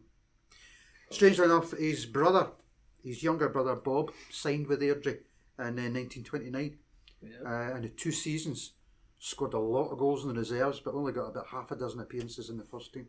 So there was a continuity there as well. Let's throw in a bit of scandal then, because there's a cup final team, but there's also the cup team. So Howison, John, do you want to fill us in on what's the story here? Oh, Jimmy Howison. Good player, obviously. I mean, after he left us, Tom Forsyth shipped him out end of season, because by the time the cup final came round, he was serving a 1-month suspension put in place by the SFA for that ordering off. So the ordering off. So he's sent off in what game? The first Ibrox game against Ayr. So third game against Ayr, yeah. Which is a neutral venue. Late on, sent off. So how many days before the cup final would that be, John? Because it was quite close, wasn't before the semi. It'd be 3 days before the semi-final. Aye, so no, it was a good 3-4 weeks before 3-4 the weeks final. Before, yeah. Aye, but by the time the final came round, as I say, at that time, no automatic suspensions. Obviously, bookings didn't seem to have happened. You don't read about many bookings. No. But the disciplinary committee would probably meet once a month, maybe more regular if they needed to, and they would deal with ordering offs. So he got a 1-month ban. Wouldn't have played in the cup final anyway. Airdrie sold it to St Johnson once that ban was up for £250, which was not bad. He moved on to St Mirren, played for St Mirren in the 26th final, scored a goal when they beat Celtic 2-0, and he played for Scotland that season. So a good player. Won 2 Scottish Cups. A good player, yeah. But this disciplinary thing, when we signed him from Rutherglen Glencairn, he was actually under suspension from the junior authorities, which should have been a warning, Red flag, yeah. They transferred it obviously to the senior game, so he didn't get into our side straight away. And he'd been sent off, I think, against Hearts at one point, and then the Ayr one was the kind of last straw for Tom Forsyth. So the evening of the first, you mentioned this before we started recording. Yes. Right, so he's not suspended formally. No. And Airdrie are replaying the next day. So Airdrie could have, and he's been a constant starter in the team. Yes. And you think it's down to Mr. Forsyth doesn't like the behaviour, so he effectively says, you're not playing tomorrow. No. Yeah, I mean, they'd have had to take that decision, maybe just 3 or 4 of them in a room at Ibrox, obviously looking at the next day. They wouldn't have had a board meeting until the following week to probably ratify the whole thing. But I'm quite sure Tom Forsyth has said, no, I don't want him involved in the 4th game against Ayr or on Saturday in the semi-final. Yep. I can't. Willie Ora, to me, must have been horrified at that thought. Here we are, Old Firm are both out the cup. We are the favourites to win the Scottish Cup after you've been here 46 years, Mr. Forsyth, and you want to leave out one of our best players on a matter of principle. That's a brave move. I mean, a brave call. I mean, that's massive. I mean, we talk about cojones. That's a ballsy move. But I mean, obviously, Mr. Forsyth himself you know, as we know, he had his law firm. He's a founding member of the club and the original player and whatever else. So he obviously cares deeply about Airdrieonians. He's getting to. We're actually thinking he might be roughly about 65 by the time of the final. So he's probably thinking, I've not got many more cup finals potentially or whatever else. That's a big call to drop somebody on a point of principle. But I'm actually kind of proud of that in a way as a fan, looking back 100 years later to someone I don't know, to a situation I don't really know. Because we've got to kind of like, I guess, suppose that a 1 month ban for the SFA at that point in time, it must have been something, you know, kind of like a wee bit out of the ordinary. They would probably have known what was coming as well, I would imagine. So for Scythe to say, no, this is Airdrie, we don't have that at Airdrie, and putting that potentially before they go, now he's obviously known what he had up his sleeve with Bob McPhail, who kind of replaced him, right, and potentially, right? Bob had played that's a bit, easy to say now when we know dozen that Bob games. McPhail But went remember, on to, but at that Bob point, McPhail had only played 4 first-team games. He was playing junior with Pollock up to the end of December. They were taking a chance. Okay, you see the guy's got potential. Yeah, they've maybe known about but he was only 18. But I'm respecting, as a fan, right? You know, as a fan in the 21st century, right? You know, 100 years later. But I'm looking back at that and thinking, what a pair of cojones that Mr. Forsyth's had, because to make that call, but to actually have that pride. Now, I'm kind of big anybody that knows me, right? Nearly it's as confident as you, Gordon. No, listen, but everybody that knows me knows how I feel about the club, right? If something's no good enough for Airdrie, I don't want it, right? And I get a wee bit of pride about a club. I don't want, you know, anything wrong, you know, associated with our club, right? For me, it's got to be something that you can look at yourself in the mirror. That's a hell of a call though, you know, before a cup final. You kind of like getting into one of your good players. He would have been the 8th member of that squad, that, you know, that team, sorry, that would have been an internationalist, you know, if he had played, you know, to draw a line at. It's not an insignificant you know, decision that Forsyth's made. It's a big call. Thankfully it didn't backfire, or we wouldn't be having this done. Well, I was going to say that. I mean, celebrations you coming just up. can imagine Willie Orr, who's done it all, you know, and who realises where we are, saying, you know, maybe this is me using my imagination, him saying to Tom Forsyth, do you want in 100 years' time, when there's folk talking about this, to have been the man who made the biggest error in the club's history? Well, in essence, we wouldn't be talking about it because we'd be kind of insignificant. We'd only be talking about, you know, a team that kind of like was all right and, you know, up there in the 20s. We wouldn't be talking about the team that won. You got to, when you've got an era, you've got to cap it. You know, we look back at the 90s and we won a B&Q Cup. You know, if you think about it, right, but we can kind of cap it a wee bit. We say, well, we played in Europe. We didn't actually win anything in the major trophies, but we did play in Europe, so that's something a wee bit bigger than out the ordinary, right? But it still isn't really silverware. I mean, even the B&Q Cup trophy was glass.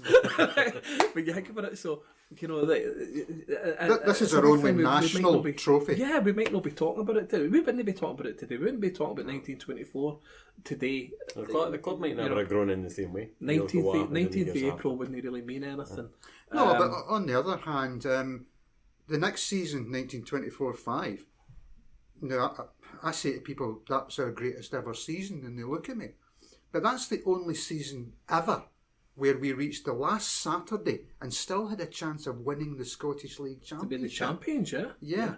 The other thing you've got to mind as well, I mean, Willie Orr, when we look at his kind of career, not quite the Alec Ferguson of the 1920s, but he's no far off it. Willie Orr's led Airdrie's managing. I know there's probably maybe a committiness about things, right, in those days, right, but he's still the first team manager. He's an ex-international. He played with Celtic when he came back up for England. I think he was at Preston, I think. He was, you know, the earlier part of his career, played with Celtic, won Scotland caps, won cups and stuff like that. And then he takes over the reign at Airdrie once the manager Chapman goes to Man United. He became a director about the same time as John Chapman, 1910. Yeah. So Willie Orr was sitting there in the background until John Chapman went to Man U in 1921. So he's the main, but when he's took over in 21, we've then won. We came second 4 times and won the Scottish Cup for a provincial club, which this wasn't the ordinary. As well, we were the first kind of provincial team to be so prominent, so good. We were. And then he leaves us, and we'll probably talk about it after the player profiles, but he leaves us and he takes a team from the middle of England to third, and then second, losing it by 1 point in English First Division. And this guy was good as well. You know, he took up the same role at Leicester City after being with us. So when you think of the whole package, and obviously Forsyth's got to go to this guy who's at that level. Could you imagine Martin Edwards going to Alec Ferguson saying, "Get Cantona at you"? You know, yeah. I mean, that's the equivalent of that call. I mean, that's massive. I mean, we know the difference Cantona made to Man United, but if Martin Edwards had said that to Alec Ferguson at that point in time, their history might be slightly different. And you know, when we were talking earlier about the plan and all that, just to diverge for a minute, you can go right back to when we won the Division 2 title in 1902-03. Now, and we did about 8 seasons in Division 2, and we'd done very little. It really stalled at that point. But then eventually we got up, and there was no automatic promotion then, you had to be voted through. Yeah. So facilities, ground and all that were considered by the teams who were going to let you into the top league. Yeah. But we got in. First season wasn't very good. Well, I think we finished 3rd or 4th bottom.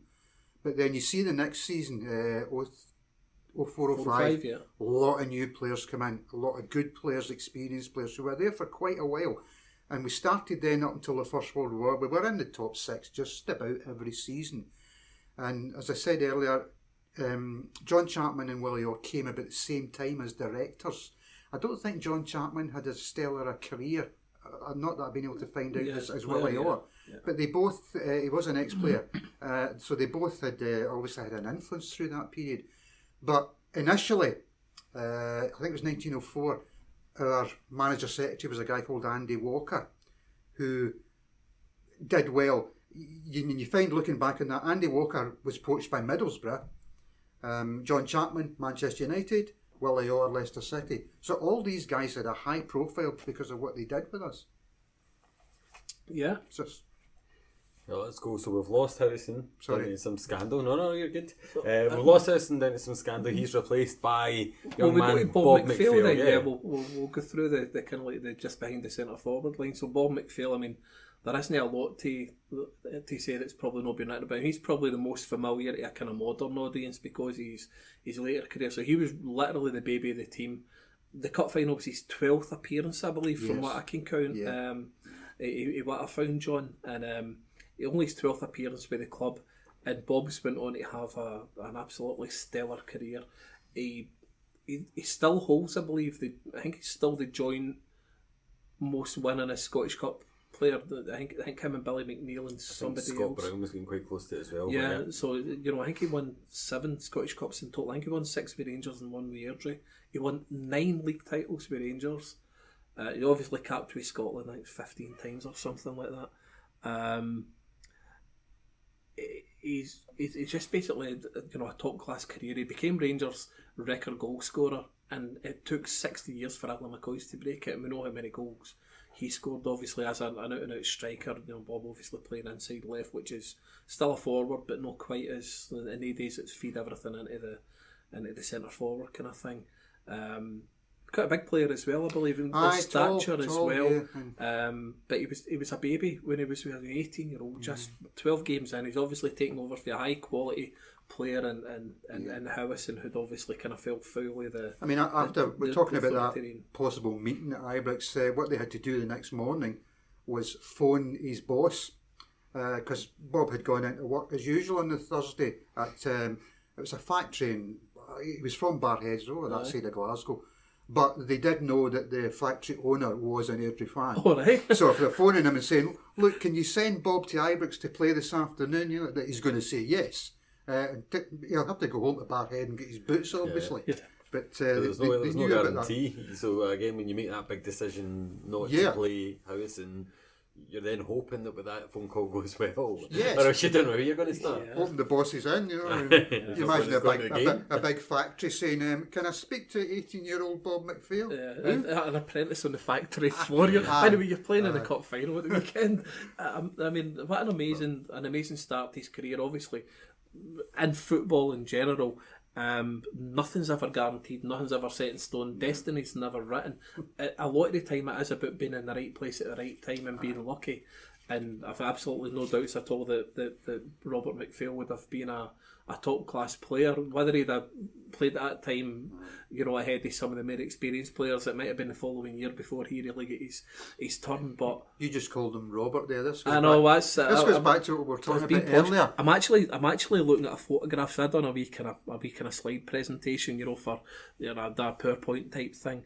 And I picked up a picture of him, and he's sitting. I think it was actually a Rangers article I read. He's one of their greatest ever players, and he's sitting there with a suit on and his hair kind of, slicked back and whatever else. He's looking like a young Don Draper, sitting in his chair flicking through the papers, like a proper gentleman. And you kind of get the impression that he was just, this guy's just utter class. Like when you heard these later interviews, I think there's some in Cellulite that you can still see and hear. There's newspaper articles that are a lot easier to read and see down the library, where 1975, for example, when we got to the cup final, they interviewed him and he gave a lot of information in that about what happened in Airdrie. And one of the great things which I love about it, although he was 3 years at Airdrie, he had obviously a lot longer at Rangers, and where he kind of he really built his legacy.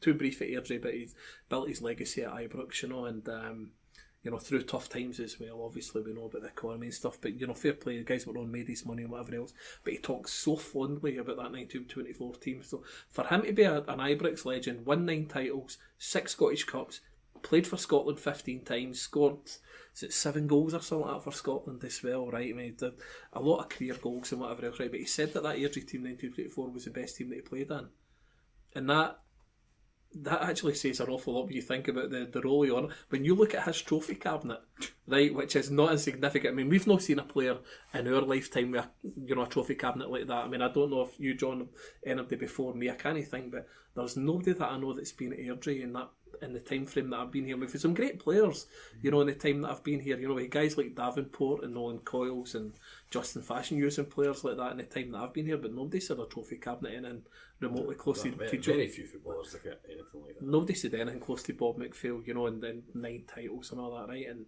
7 Scottish Cups, Scotland Cup, and he said that Airdrie team was the best that he played in. My goodness, we must have been sensational. And it's a guy, it's the nearest that we'll probably get in living memory. I mean, obviously, John, you might have seen him. I've seen wee interviews and that I can remember over the years. Not an awful lot before he kind of died. I think he died kind of around about the 2000 roughly, wasn't it? It was 2000. Although there wasn't an awful lot, in his kind of latter years. But I remember when I was a kid that he'd still be talked about, and we see the odd thing about him. So it's the closest that we've probably got to that team. Yeah. And it's only older guys, the ones that have kind of got a fair bit of grey hair now that can even relate to Bob. But it's the closest that we've probably got to that 1924 team. And again, there's not really much you can say to him. The facts and figures of that guy's career actually speak for itself. I mean, that's living legend material. And if it wasn't for one other player in the team's accomplishments, we'd be talking more about this guy. But and at that time, he'd only 12 games. He was still just a kid at the time. But yeah, he said in his there was a biography which was done by a journalist. I think there's a chapter in Airdrie. It's obviously mostly about Rangers. And I think he's not bothered checking anything, he's just taking what Bob says as fact. And obviously as you get older you forget certain things. But Bob's comments on Hughie Gallacher were interesting. I didn't like the man. He was selfish, he played for himself. And it's one of his early goals for Airdrie. Cross comes in, McPhail heads it in the net, turns round and he's thinking Gallagher's going to handshake him, and Gallacher says, "That's my job." So I think we'll come on to Gallacher shortly anyway, but he sounds like a character and a half. But again, to think that we spoke earlier on there about Russell and Gallacher leading the line for Scotland against England 12 months later. If it wasn't for the fact he was 19, we might have had McPhail. It would have been great to have seen that front three been Scotland's front three, if you know what I mean. In that kind of period of time, unfortunately, that didn't happen.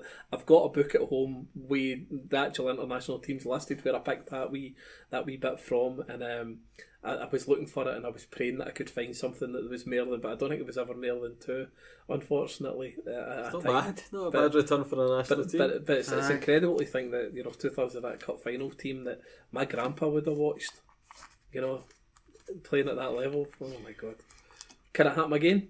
Who knows? We can all but dream, but that's a tall order for any provincial team these days to kind of come up with, and to have a guy like him at the club, even briefly for 2 or 3 years, must have been an absolute pleasure for the folk that watched it. And I don't know if anybody will have any kind of oral history within their family about that, but that's family. Yeah, showing my roots off too much here, aren't I? Just in that spell in the 20s, we never managed 3 in a Scotland team, but was it half a dozen times it would be 2? Yeah. So Benny would have doubled up with Gallacher as well, I think. Yeah. Well, obviously you mentioned the one against England, but earlier on, 1st of March 1924, that was shortly after the Motherwell game. Yeah. Reid and Gallacher both played, and then Benny and Gallacher played in 25 against Wales. Benny and Gallacher again against Ireland. Yep, Russell and Gallacher. So there's quite a few times there. I'm just want to kind of like say here that Bill Gates could never have invented John Henderson. I mean, we just started talking about that there, and for anybody listening at home just now, John's into his file there, and he actually pulls that information up. That's actually quicker than Google, which is just Google wouldn't even have that information. It's paper. I'm actually annoyed. I thought I knew a lot about this kind of stuff, but John, you're actually blowing my mind here with how prepared and how that's been a lesson here today. So, Russell's the hero in the final. Somerville is the hero in the semi-finals. Do we know much about Jimmy Somerville? No, I've been trying to find out things, and there's just not much there at all. He's been causing you headaches this week, John. He has actually, yeah. He's born in Stennismuir, I know that. And he initially played with the teams round about there. He was with the Muir, and he was with East Stirlingshire and Falkirk, without really causing any great ructions at all. We picked him up from Stennismuir. Somebody must have obviously have thought, this boy's got something and we can use him. This will be going back again. They watched players and they knew what they wanted. He did score quite a lot of goals. He did. Well, that was something I was going to kind of say to you there. I mean, he played with us for 8 years. I think, did he play with Falkirk as well? Was he the player that played with Stenny, Falkirk, and or maybe it was the Shire that way? Yeah, Stirling. So he played with all 3 Falkirk-based teams. But he topped and tailed his Airdrie time, I think, between these 3 clubs in that area. And although we don't have an awful lot of information, he was maybe about 23, 24 at the time of the cup final. And he stayed with us to 1930. That's right. He was. So that was 8 years with us. He was born in 1901, so he was only 22 at the time of the final. He scored a lot of goals. I mean, that's 65 goals for the left wing. Isn't he actually a insignificant return at all, is it? I was having a look at his goal return each season, and he was steady. There was only one season where he scored less than 8. Yeah. And in the last season, it tailed off. So, yeah, we did. I mean, in terms of context, we started the 1920s quite brightly, and then really had a groove, and obviously second for 4 years in a row. But we were kind of up a boot there a wee bit, kind of as the team started to grow old, and some of the players sold for good money, and the manager obviously going. It started to kind of tail off a wee bit towards 1930, but we had about 7, 8, 9 years of been right up there. 4 years obviously been very up there and nearly winning it once, and then it kind of tailed off. So, but Jimmy Somerville's been our left winger kind of all the way through that kind of glory period. Him coming in, it might be difficult to say. There's nothing to suggest that it was entirely down to Jimmy Somerville that we were brilliant at that point in time. But he scored a lot of goals, and we know that football history is a walking statistic. The teams that score goals win leagues. That's the old saying: strikers win league, defenders win cups. And to be successful like they were during that period of time, you need goals for everywhere in the team. And we've kind of pointed that out a wee bit, that when we were talking about the centre half, McDougall, scored a lot of penalties in particular, right? But or was that McQueen? No, that's McQueen. Sorry, so McQueen, the fullback, scoring a lot of penalties, and obviously guys like Benny, chipping in. we're talking about the two wingers. I mean, a right winger was a centre forward, and he still played with Scotland. Was that a year before or a year after the cup as well? Reid, can't remember. It was quite close to it anyway. No, his last cap was March 24th. There you go. In the cup run, a couple of weeks before. So he was a centre forward playing in the right wing. Chipman with goals. We obviously had the front three dynamite. Chipman with goals. Howison when he was before he get. Coventry.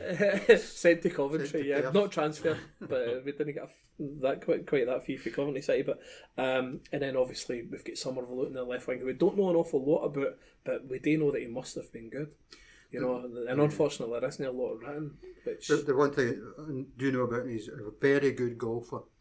He'd won the Scottish Players Golf Tournament at least once. I don't know if they still do that, but I think it's more a kind of charitable thing nowadays. But at that time, it was a proper. So he was proper decent at golf. Yeah, he was decent at golf, and he actually 1929-30 was his last season, and it was January 1930. He went to the directors, the officials, and said, "I've been offered the job of a professional at Falkirk Golf Club in Carmuirs. I would like to take it up." And they said to him, "Well, if you wait till the end of the season, you see out your obligations with us, yes, we'll let you go then at that point." So he did that. And then he went, at some point later, he went to do the same job, golf professional, at Birmingham. And he stayed obviously in Birmingham. I know he died there in 1973. But that's about that. And the semi-final? Well, again, he scored 3 goals in the run, didn't he? Which is so one against St Johnstone and then 2 against Falkirk. That'd be right. It was indeed. You're right, Colin. It was indeed. Yeah. You've got it written down, Exactly. Colin. I know for other reasons, but that'll become apparent. Okay. I got 2 goals, but it sounded from the match reports. It sounds like it was kind of 2 calamity goals. He didn't have much to do. No, he didn't, but he was there. Yeah, exactly. Well, yeah, you had to be on the spot to know. So one, the keeper seems to fall as McPhail's coming in on goal. Another one, the keeper seems to, from one of the reports, drop the ball, get in a collision with his own defender, yes, and then fall on the way back up when Somerville just comes in and knocks into the goal. Yeah, so, and a game that's 2-1, he scores both goals. So he's obviously played his part. Yeah, and he was there rather than the Stars. Well, yeah, exactly. To put it in the net. 100%. But so if the biggest name to last. So Willie Russell. the wee man who would go on to become a legend for Scotland and Newcastle as well. So Hughie Gallacher, probably the most famous name. Who wants to go first? Go on, Gordon. I'll start that. I'm bullish on this guy. This guy was the best player in the world at a point during the 1920s. And I know me and you have had our arguments about this, Colin, but it's hard to know where to start. But first things first. John's already kind of like let the cat out of the bag with this one. He was a carnacious street fighter. Yeah, I mean Gallacher and Howison, with the reputations the two of them had. I mean, wouldn't it be much fun playing against them? It wouldn't be much fun being in the dressing room with them. I don't know quite what the dressing room setup would have been like, but could you imagine the two of them getting an argument with each other? About the last bit of pizza getting delivered. Maybe days have changed right enough. Yeah. So Hughie Gallacher, I mean, I find this guy fascinating. I've read all the books on him, read everything I can on him. I think I could challenge Billy Bryce, a fan that's always on the Airdrieonians page, going on about him as well. And I'm absolutely fascinated that we had a guy that was pretty much the Messi of his day. Playing with Airdrie, and he might not quite hit those heights during his time at Airdrie, but Newcastle were ready to break world records for him to take him there. He eventually went for $6,500. It's about a year and a half after the cup game. He actually asked away. He put in a transfer request because there was some stuff shouted at him after we had been, I think it was the first home defeat we had done in about 4 years. It was the one that ended our record of like 60 odd league games at Broomfield without defeat, and the fans were on his back. So nothing's changed. Again, it's like these traditions. And as we know for quite a lot of things that happened, I think we're actually angels compared to the 1920s crowd by the sound it. So God knows what was shouted at Gallacher. Maybe they needed to invest in a tannoy system at the time, or invent one, or whatever. Maybe get a choir or a brass band in to play them off the pitch so they can't hear any of the bad shouts. To be fair, Gordon, the Newcastle directors were in the Brimfield So Pavilion it's at every home game it's for probably them that ages. shouted it. They've maybe been practising the accent. I mean, Hughie knew they wanted him. Yeah. And the story goes at the end that, this... one of the Newcastle directors, they put in so many bids and they just said, no, he's not for sale. And one of them, this comes back to Tom Forsyth again, one of the directors said, Newcastle directors, said, how much will you take for him? And he said, I think it might have been Jock Weir, flippantly, £6,500, which would be like today, well, maybe not so much today, saying, several million. And the Newcastle director just said, done. Yeah, because they were willing to go to 10 for that year. And Tom Forsyth said, well, they asked us, we told them, the deal's sealed. Yeah. I'm sure he could have reneged on it. So at that point in time, they might have thought that they were actually getting a world record transfer fee, which is probably where that figure came from. But what we found out was a couple of days before it, Sunderland, did they buy or did they sell a player for £6,500? I think Sunderland sold him a guy called Kelly. Yes, 6550. So yeah, 50 quid. He actually missed the world record by 50 quid, and that's probably because Pigeon Post at that point in time hadn't kind of caught up and delivered the news. So he might have went for a world record. But one of the fascinating things for me, Gallacher grew up in Bells Hill, and there's loads of kind of oral and written history telling us that, and his goal scoring record as well, both for Airdrie and for Scotland, kind of tells you that he might have been, he's certainly in the running for the greatest Scots player of all time, and that's barely up for debate. That he's up there, 24 goals in 20 games for Scotland, and a large part of his career was kind of blocked by the Anglo kind of ruling where clubs when they release him. Well, what is Anglo rule? So around about 1930, I don't know the exact dates, but around about the 1930s there was a kind of falling out with the English League and the SFA where players weren't getting released for the national team. So I think the SFA had basically says, well, do you know what, we're not actually going to take any of them, we're just going to pick home-based players, for the national team. So Gallacher and a lot of the Anglos like Alec James and whatever else weren't selected. So he's been robbed the caps effectively. In his peak, yeah. So he might have set a record, and it's no unrealistic to think that he might have set a record that Douglas and Law wouldn't have got anywhere close to, and obviously in a lot less games as well. So it's that in itself is a wee bit of a shame that takes away from our story a wee bit, and our kind of part ownership of the guy. If you want, the fact that he played for Airdrie and started his Scotland career when he was here. But looking back in Gallacher's story even further, I kind of came across some stuff. So he was born in Bells Hill, Hattonrig area, or Bells Hill again, a bit like my own family and probably many others around about here. Some immigrant from Ireland kind of thing, grew up in Bells Hill, and his best pal at school was a guy called Alec James who played with Wraith, and then eventually down to Arsenal. I think he played with Preston, then down to Arsenal, and he's one of the great 1930s Arsenal players, but he's also a Wembley wizard, as was Gallacher and Jimmy Morton. Is it Jimmy Morton? Jimmy Dunn. Alan Morton as well. Alan Morton, sorry. Alan Morton was he's buried in New Monkland Church, the graveyard. So Alec James and Hughie Gallacher ran about together in Bells Hill, and then they took a young guy under their wing at one point, and another young boy that stayed in their street or whatever, or quite close by. They went by the name of Matt Busby. Some people might have heard it. And Matt Busby was a young guy who loved football, but when they were teenagers, Matt Busby's like 10-year-old or whatever, and he's kicking about with Alec James and Hughie Gallacher. So we've got the best manager in Scottish football potential. I better not say that in front of Fergie next week or whatever, when we've got our night out. But Matt Busby might be undoubtedly the greatest manager of all time, especially considering what you had to go through, and personally and professionally. So you might have the greatest Scots manager of all time, you might have the greatest Scottish player, and I'm actually doubtful after reading so much about him that Alec James might have been just as good a player, but he didn't score as many goals because he's an innocent forward, whereas Gallacher was a centre forward, and obviously we as we know for John's kind of info on him earlier on, he's not exactly a likeable sort that's going to give goals away. I couldn't imagine him kind of like saying to somebody, "That's all right, you take the penalty, get a goal." I don't think there's any chance at all. So Gallacher's story is fascinating, but obviously he had his career at Airdrie. You know, we got him for Queen of South, who maybe didn't want to lose him because I think Queen of South were applying to join the new 3rd division, which was coming up soon, and they might have been hoping to kind of take him into league with him, or maybe they were just holding it for more money. Who knows? He was for Bellshill and playing down there. He's back up at Airdrie, and he said 4 great years, or 5 great years. The first year or two was probably kind of slow breaking into the team. But when he got in, he broke scoring records already. 23 and 24. He's records off the charts in the 40s and 50s. Obviously, we win the cup, but he didn't really have a good game in the final. By all accounts, very quiet and subdued by his normal standards. He'd been injured, of course. Hadn't he played for 3 weeks? Yeah.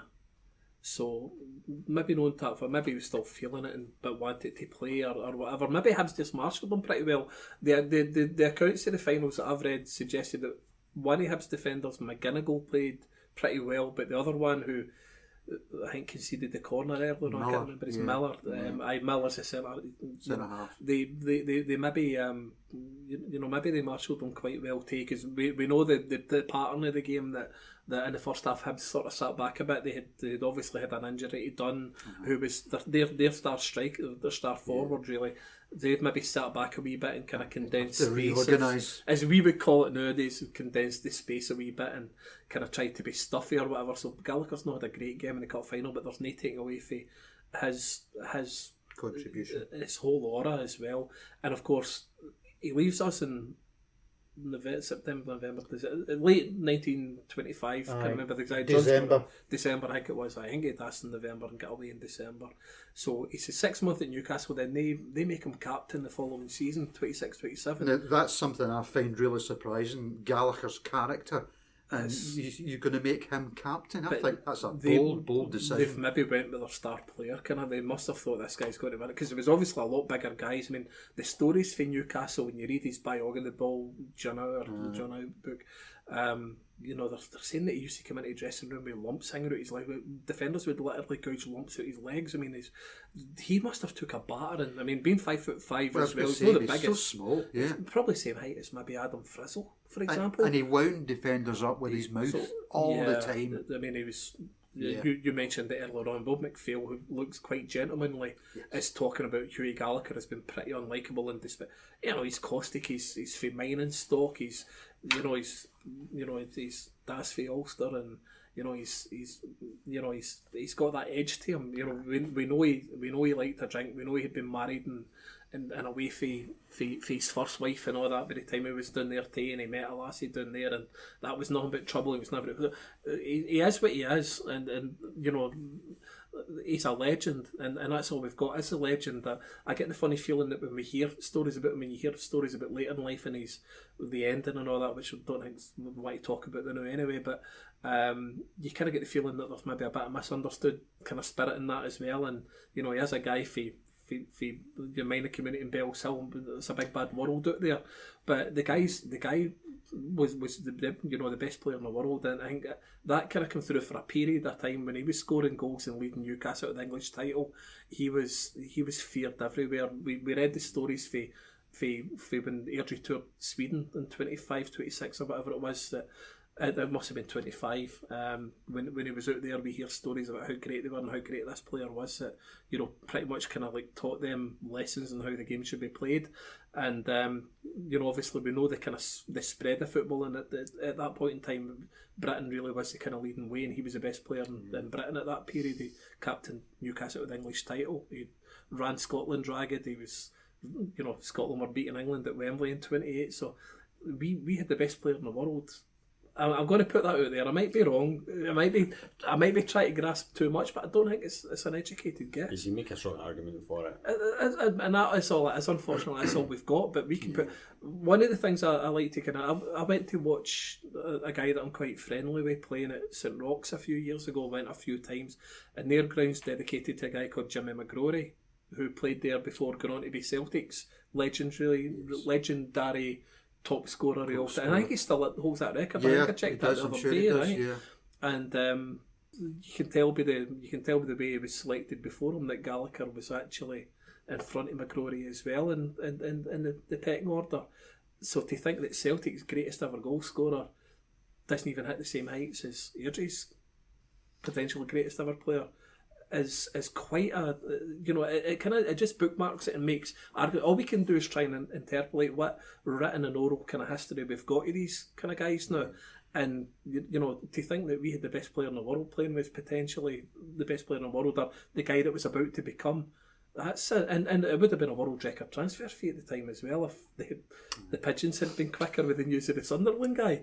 So yeah, when I worked in the football museum at Hampden after I retired, there was, you would get people coming in who were writing books, so they wanted to look at all everything that was there. And there was a gent who was writing a book about McGrory, and he had all McGrory's scrapbooks and everything out, and I of course had to sit with him just to make sure nothing disappeared. And I'm sitting quite quietly, and I hear him kind of talking, whether it's to himself, just talking loudly or whatever. Can't believe McGrory only had these few caps. They picked Gallacher every time. Bit my tongue. Didn't say a word. Didn't one of Gallacher's sons play with Celtic? He did, that's correct. He did. So they might try and get some ownership of him through that as well. But it's, I just find Gallacher like an absolutely mesmerising character, and obviously it's mythological now. There's no really any kind of camera footage, but he's a Wembley wizard.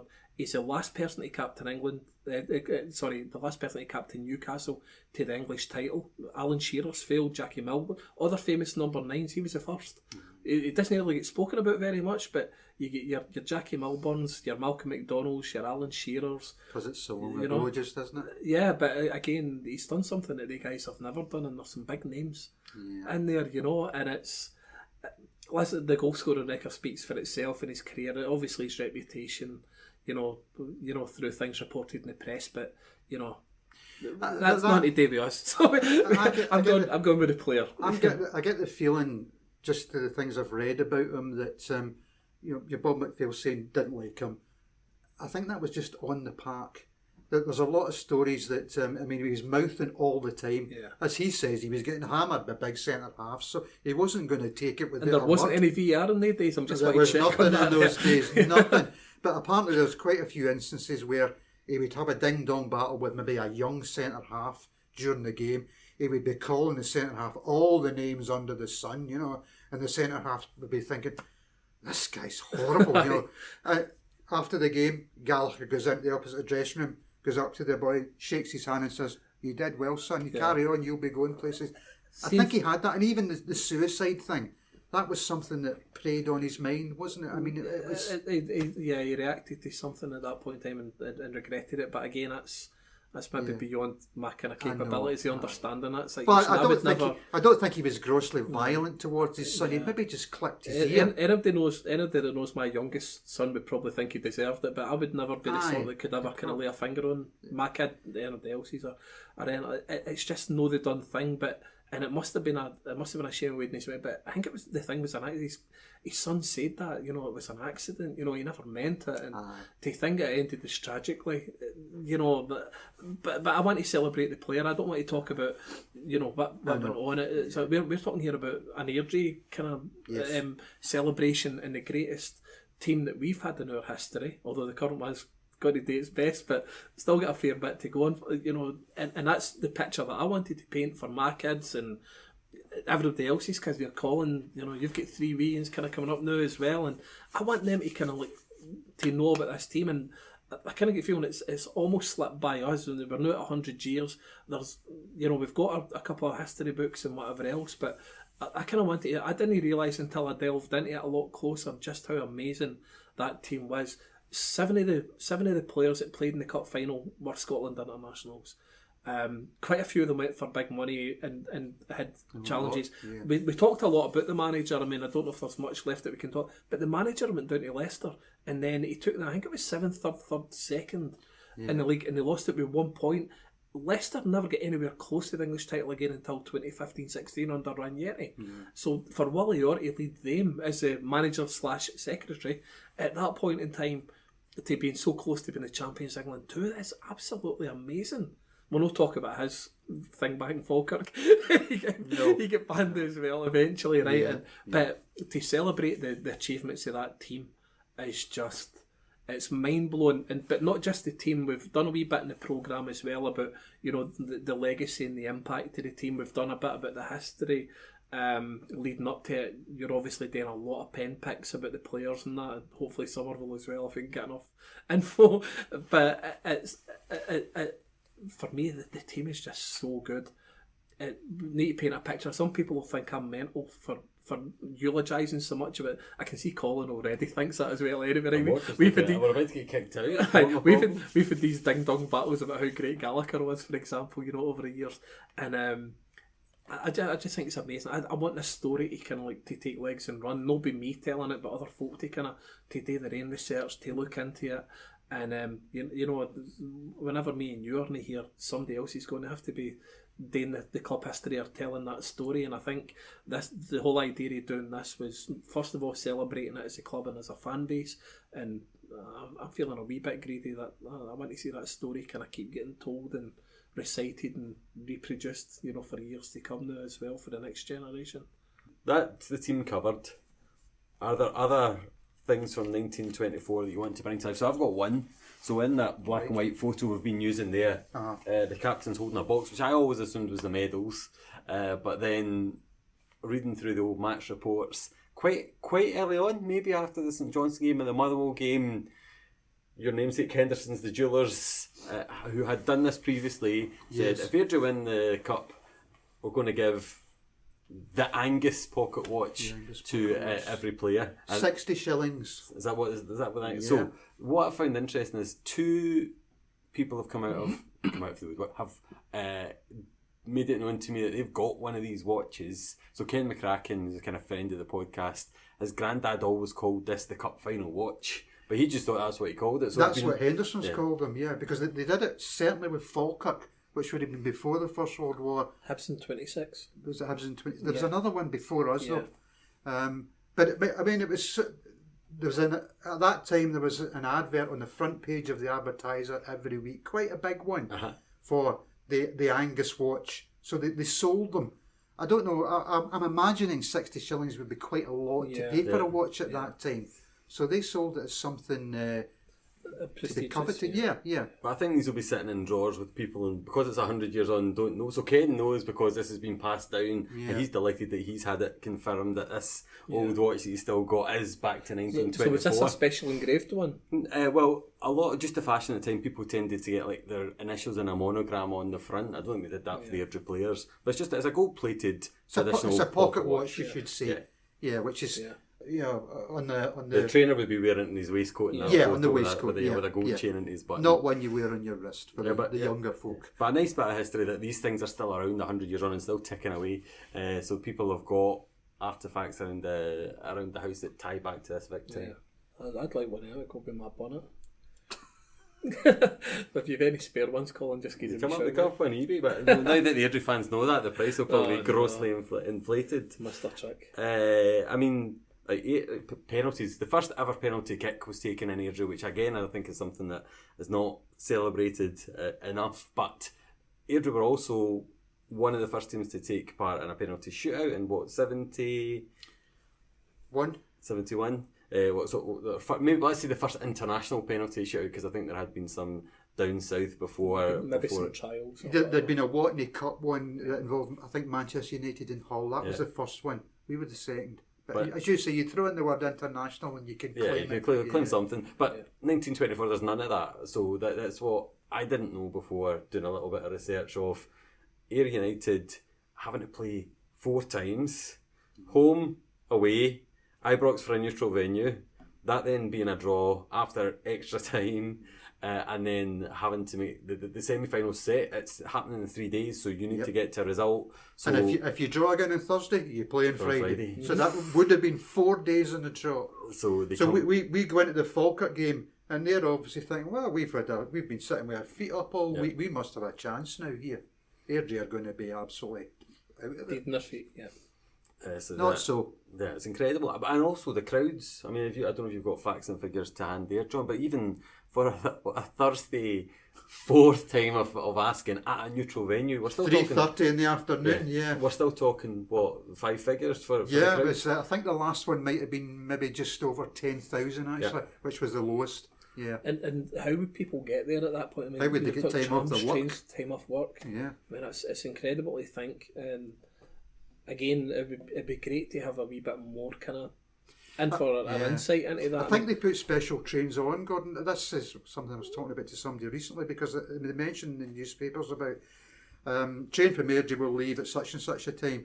It will return at, it will be delayed for half an hour if there's extra time. So they're going to have to totally reroute the the rail thing. How could they do that? It'd be causing enough problems today when we've got all the computer stuff to do. Yeah, that's mental. And that's one of the big things. I mean, obviously we're living in a digital era where it's all WhatsApp groups, and communication can be done kind of quite sharpish. In those days, obviously you're saying the organisation of tournaments and everything else is all done by letter or card, or I don't think telegram would even be a thing. It's your letter telegram. It's literally. Well, we did get a lot of telegrams of congratulations after the final. Yeah. From a lot of ex-players going way back. I think that's probably the one thing that we haven't really kind of covered here today, I guess, is the celebration. I mean, in my day it used to be back to the staging post and get absolutely sozzled, and maybe if you were lucky, Broomfield first and then in, and into the pubs and whatever else. It's like there's little bits about Davy Rombach's restaurant. So, John, you want to talk about that? Airdrie used it all the time, in Hope Street. And I'm sure he treated them well. I don't know if he charged them. I'd imagine he will when it's a party of about 20. Yeah. And apparently Willie Maley, who was one of the famous Celtic managers, he had a restaurant in Glasgow, and he was always on to the Airdrie directors. What about giving me some patronage? No, it's got to be Davy Rombach. Who's Davy Rombach in the history of the club? Predecessor of George McQueen, left back, loads of penalty goals, free kick goals. He played up to about 1910, so he would have been in these first seasons in Division 1 when we started finishing 4th, 6th every season. He supposedly, during a game, chewed a wooden toothpick. Just one of those silly things you read somewhere, but again, another fascinating figure.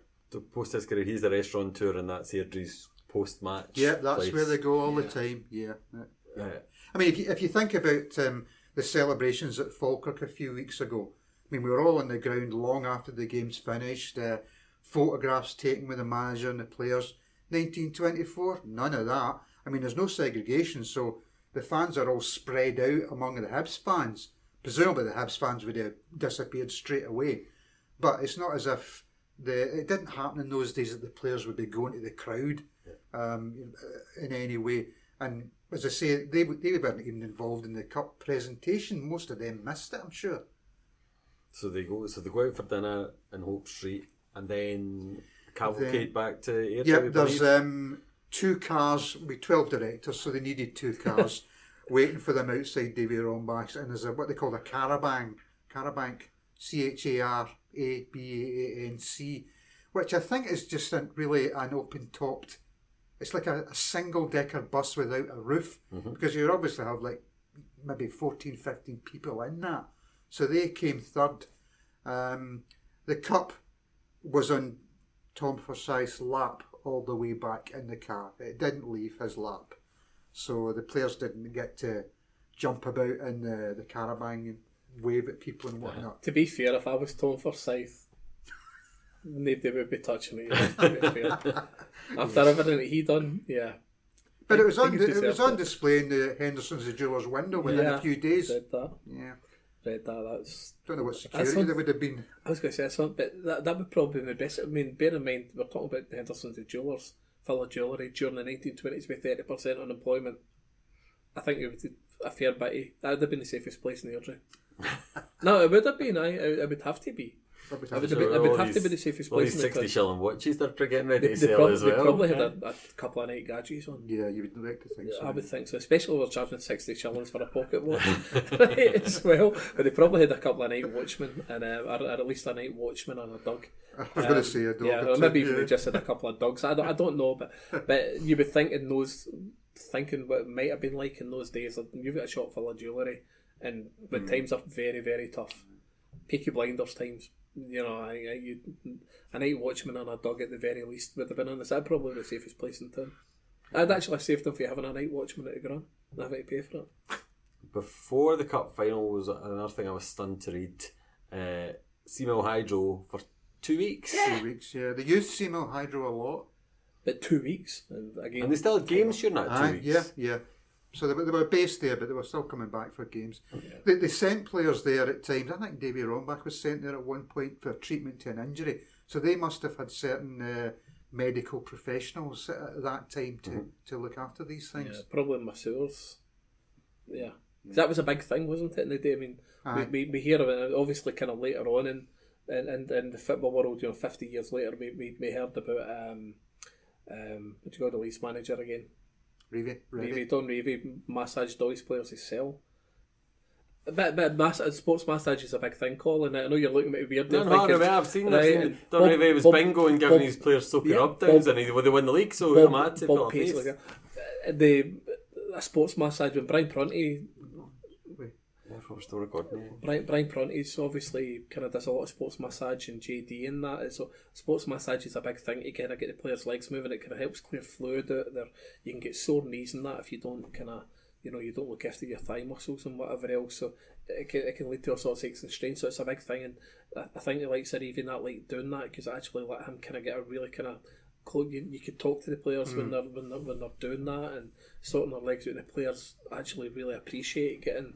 I'm assuming because that's the tools of their trade at the end of the day. Joe DeCarlo would have done that. I mean, massages would have been done at that time. That's what I think would have been the situation with the likes of high because you're not talking about very big in physio. Obviously, medicine's nowhere near where it is. So things like rub downs and that would be an elixir for the brain. That the players would have loved that. I mean, and needed it, especially playing that many games and that many. You could not function without getting your. When you think again about the 2 consecutive days with the Ayr games, talking about Jimmy Howison and the meeting to pick the team for the next day. I mean they'd be meeting about 6 o'clock there at Ibrox. Game kicks off at 3:30 the next day, so they're going to want the team there for probably 2 o'clock. They have to be assessing who's fit, who's not fit. What do we do? Shall we go into Brimfield in the morning and get everybody a massage and maybe just have a wee couple of sprints? You'll know more about that, Gordon, having been involved here recently. And I'm actually trying to think though, because obviously 1924 was another big sporting year in Scotland with Eric Liddell, and we've all seen the film Chariots of Fire. So if you remember the kind of the scenes, I'm looking at it as a guy that's been involved in pro football and obviously watching films. I actually watched Chariots of Fire couple of months ago. I think it was at Christmas it was on, and one of my favourite films. I love that period and everything that happens then, and I'm looking at the way that the trainer, I can't remember the guy with the Italian name, was the pro trainer. He was working with Harold Abrams in that film, and you see the training techniques they've got. They're trying to kind of train them to run with a higher knee lift and whatever else, and you can see him, the stride patterns, the way they dip for the line and whatever else. And I think there was, if I can remember right, they were kind of they were kind of getting rubs and that. Everything looks a lot more basic, and I think that was a film based on quite a lot of facts. I think it was written by some of the protagonists before they died. Abrams was a writer, and there's a lot of kind of written kind of history for the guys. So there was a lot known about the way they trained. So it was a kind of thing that in some areas there was a bit more. It was almost like sports science. I was looking at it thinking, this is like the most primitive sports science I've ever seen. But they would use wee bits of film in that. They would use observations. There was guys starting to specialise in that would have been a higher level than we were at that time. A big time. But if we look at the history of the club and the way it went, we started off with the amateurs, with Forsyth and Martin, and then 20 years later we've got the Orrs and the Carrolls and whatever else. And the Rombacks became professional. When you get to that level, folks start looking after themselves a wee bit better, as we know and see. And we were talking about players kind of running dressing rooms and in those days as well. And they'd have been looking at the recovery. They would have been thinking of these edges. It wasn't caveman material. It was still very intelligent guys that had to be quite resourceful in their days. But they're part time. They're doing this round about day jobs or not? Well, obviously McPhail, having just joined, was still a part-timer. I think the rest of them were I was full-time. wondering how you get to see my for a fortnight. If Yeah, you've got your work to get I was to. kind of wondering about that myself, actually. Were they full-time, part-time, or No, I think did they just have very, very good bosses? like Sir Tommy Preston, obviously. Student, I would imagine. Yeah, season before, 22-3, he only played about one first-team game because he said, I have That's to devote probably why. time to my studies. He Yeah. probably played with university. Yeah, and then he missed the 2 Scandinavian tours, presumably because he couldn't get time off from school. Yeah. So just a couple of exceptions there. They yeah. better had the hybrid model before we did a couple of years ago. Aye, that's the word. Yeah. So it's, again, there's still a lot that we've still to uncover. We've actually talked about things here that we hadn't even considered at the time. But I think these are not the sort of things that they talked about in the newspapers Yeah. at the time. I mean, they obviously weren't thinking, well, we better explain this for somebody who's looking at it in 100 years. And they get back to Airdrie, the bus and the 2 cars and the 2 bus. cars in the bus, yeah. And you say there's a crowd seem to be gathered in the streets. Some get into Broomfield. They have to, the police say you'll need to open Broomfield. Just because the crowds were so heavy. And Yes, Well, 3,000 whether they'd intended to do that, I don't know, Colin. It's not made clear, but certainly the police wanted it done because the centre of the town was at a standstill. and the Clarkson Silver Band are in amongst here somewhere, so presumably that's just like a local brass band as far as we Yeah, know. I think they used them occasionally at Broomfield. I've never heard See the Conquering Hero, but I've read about it often enough. Colin's got to sing it for us in a wee second. It's just mentioned in the press reports that's what the band were playing when the guys get back. In case but you can wonders. you can imagine again we Forsyth's sort of grandiose standing and all that to hear that it's a brass band that's welcome the conquering heroes. You know, there's no pump it up Airdrie's going up at that point in time. It is it's kind of classy. It's one of the things that I really love is that we did actually seem to be kind of quite classy in how we wanted to do things, whether it be the strip, the pavilion, the name, even the brass band welcoming the team back. And of course when they get back, obviously the pavilion didn't have glass front at that time, it was open fronted. So the players and the management or the board or whatever are upstairs, and we've got the Provost, was it? Provost Kennedy, yeah. So the Provost addresses the crowd. So the Provost, addresses the crowd. And then we read about, and again, this is obviously a written newspaper report, so there's nobody's recorded it to write down. But then we've got Joe Ewart, who seems to be a kind of leader among the players, although he's not the captain. Because he's the joker. The elder statesman, the outgoing personality yeah. kind of thing, and the crowd obviously love him because it sounds like he never shut up during games or anything like that as well, right? And this is like Johnny Martin on steroids, isn't it? When you think about it, and he's addressing. If Johnny Martin did the speech, to be fair. To be fair, I wouldn't let him do a speech after last. No, this guy Joe Ewart seems to be a proper character, but he's a communicator. The guy's been in the trenches, and been gassed, in the trenches. He's a leader of men, which you don't need to be the captain to be a leader of men and whatever else. And this guy's addressed the crowd, kind of full voice and whatever else. We're going to win the league next year, and I can't get my head around that. We're not talking about winning. We're not talking about winning League One or League the Championship. He's got to win the league. He's got to beat Rangers and Celtic. He was almost right, and he was nearly right. He was nearly, far. nearly But again, got they would have, as I said earlier on, with the kind of like the bravado and getting ready a top player. They must have had an idea of what they had. And you do get an idea of it. I knew when I left my role with the club earlier this season, I knew how good their players were. I'm telling everybody around, we're going to win. We'll get promoted. We're not going down the way, we're going up the way kind of thing. You know what you've got. Management and all structure. sorts of sports, you get a feel, and they guys knew what they had. These promising young players and guys that were still in their prime and at the peak of their powers. They knew what they had. Even the manager, they'd finished twice 2 years in a row. And then won the cup at the end of the second. They still finished twice after that, and it's what a team, what a time to. I wish we had a TARDIS to take us back there now. You know what I mean? It must have been an amazing experience for everybody in the town. I find it amazing that there isn't quite as much written literature or anything like that, passed down through the years. It's like if that happened now, you'd be shouting for the room, and nobody would ever hear the end of it. And there's so many different formats to use these days. yeah. And to think that you maybe lived through the Texaco years, I just missed that, unfortunately. Fortunately, whatever. And obviously we lived through the 90s, all of us sitting around about here, and they've been magical times. But I get a funny feeling after reading and digesting and diving so deep into 1924 and the early years of the club. Wow, it's like 10 times better than the 90s. And in the 90s we came 6th, I think it was 7th the first year we were up. 7th the first year we were up. Kind of similar story in the early 80s with Bobby Watson's team when it went up.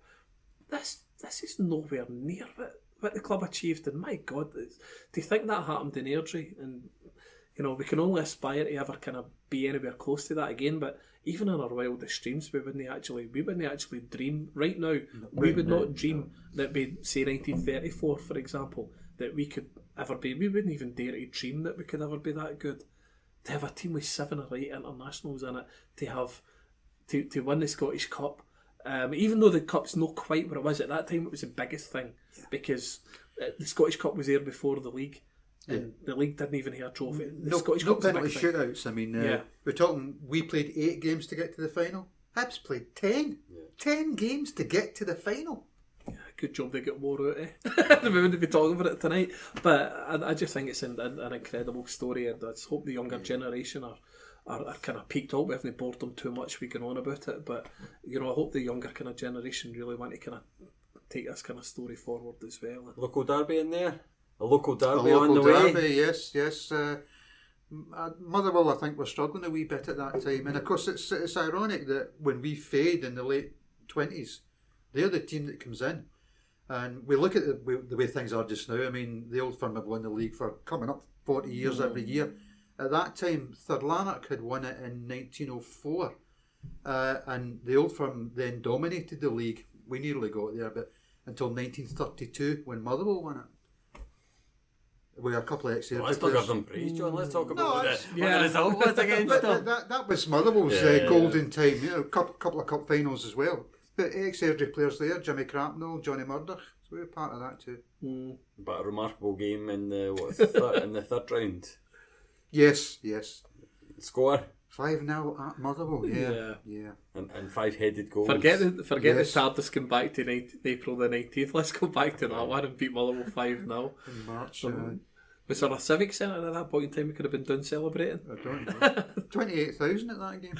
My God, that would have been amazing. 28,000. Could you imagine the trains back to Airdrie at that point? There wasn't any trams to Motherwell, was there?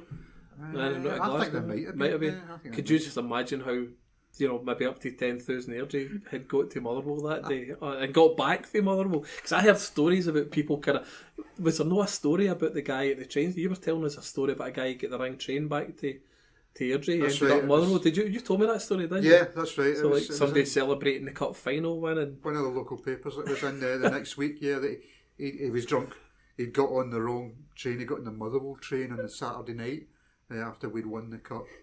So police picked him up, obviously. I'm going to tell you a wee secret. I've done that myself. See, try to get back to Bargady where I stay now. For Glasgow, there's 2 Bargady. There are 2 trains for Motherwell. One goes by Bargady, one goes South Lanarkshire with Blantyre and whatever else. I've ended up in the ring train a few times and been stuck in there, so can't say too much. Yeah. Usually who down my head and try and find a taxi right enough, but I don't think they were available in those days. So that must have been, if you think of the logistics, they try to get a big crowd. I mean, 60,000 at the cup final, but how many Airdrie would have been there, for example? It's hard to find that information. Would it be close to half and half, I would have thought, yeah. And so you're then talking about the logistics of getting people. So I know for oral history, for my family, that my granda, my maternal grandpa, they had family in Shettleston, so they used to get the train into Glasgow. So whenever Airdrie were at home, his family would come out to Airdrie to watch a game, and when Airdrie were playing away, which would regularly be in Glasgow anyway, Rangers, Celtic, Third Lanark, Clyde, Partick, whatever, so they would get the train into Glasgow and meet them at the Drum pub in Shettleston before getting back on the train and into town. But could you imagine, obviously without motors and not quite, I would imagine, as many buses now, could you imagine just how people would actually get in there, and it's incredible. That's why they put on special trains quite regularly for big games, just for football. Yeah, but games that we've been involved in at times. Even that, there must have been a lot of them. You know, it's just I just can't think of the process of, you know, what it was like moving that many people in 1924 to. I mean, they probably jumped the boats down the canal as well. It wasn't even a motorway. You know, you think grandpa's got to walk in for Green Gears to get this. But that's true. I mean, that's why I get told that, man. You know, my grandpa and his brothers and that, they would walk for villages, so they're obviously for Green Gears, but people are walking for all sorts of villages, and it was a much more primitive time. They wouldn't think twice about that in those days. Walk from Chapel Hall, Calder Bank, probably even Armadale, Blackridge. Yeah, that's a hell of a walk, right enough. But that is a bit. Yeah, but even maybe a train or something for the but it's these are the kind of details that fascinate me about the days and that time. Well, obviously, Airdrie was a really kind of nice looking town at that point in time as well. But when you go outside that, it's a lot more primitive than it maybe is now in traffic and everything else that goes with it. And we've seen a lot of changes in our lifetime, but the 50 years before our consciousness kicks in, what a difference that must have been when you look at old photos and stuff and you see the technology that you've got down at Somerville and whatever else. Do you think that's what people were jumping on? You know, like how you got to get to Govan on a Saturday morning for the cup final, you know, especially if you've got your working till 12 o'clock, which might have been the norm at that point in time. Norm, yeah, wasn't it? So these are the things I've enjoyed really kind of trying. I mentioned in the tweets for next week that people were in the habit of standing outside the advertiser office when they couldn't get to the game, you know, if they were working until 12 o'clock or whatever, and they were away from home. And the advertiser staff would get a telegram or whatever, and they'd post it in the window. Oh, bro! Goals and whatnot. That's like back in the 70s and 80s, whenever we were pouring out and you would go and stand in front of Vision Hire or Radio Rentals and watch the scores on telly. That was always a routine before you went and get your chippy in the bus up the road or down to the pub. But then you're waiting then for the Saturday evening sports specials. There were at least 3 Glasgow newspapers, and they maybe got a couple of the Edinburgh ones through as well. Them coming in maybe at 6:15, 6:30, and all the paper boys are out around all the pubs. I know. I was talking to Colin Campbell had mentioned that he remembers going into a pub when he was selling newspapers. That would be probably in the 60s, I would think. So as late as that.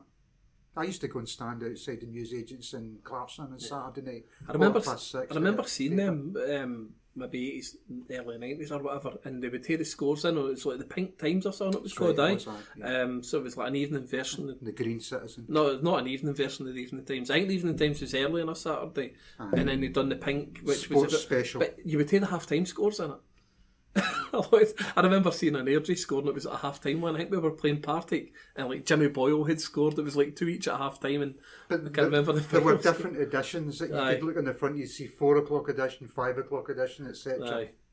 I've maybe picked one of them up at times, so I can't remember that. But that's the days before everybody's got a phone now, and you know, it's not 1924, but having all the letters behind on the wardens at Broomfield, so you have to buy the programme so you can see what scores. Surely they come in later.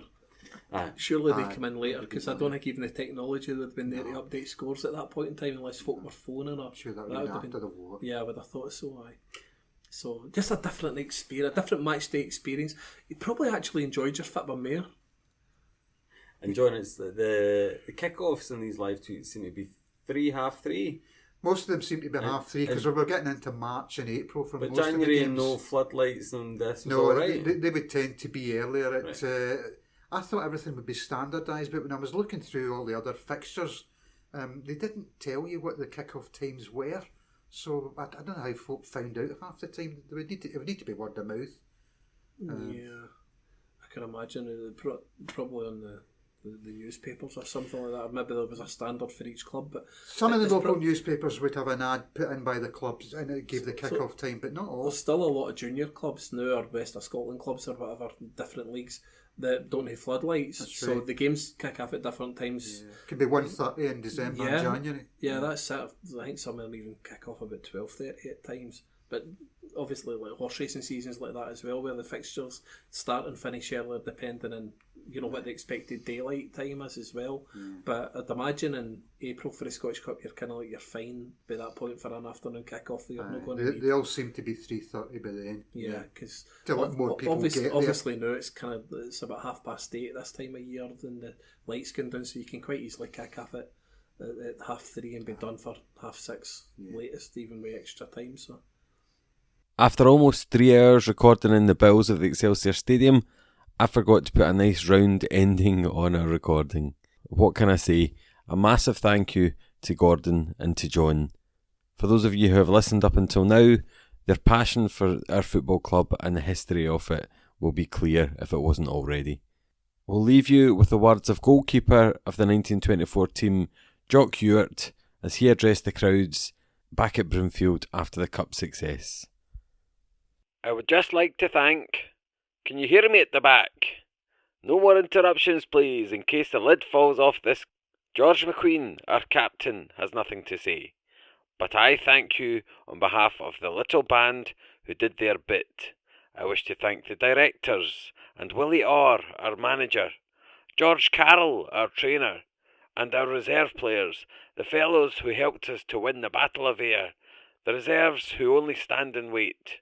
This merry little band hope that this will only be the forerunner of another triumph next season. We want to have a Scottish League flag flying over Brimfield next season.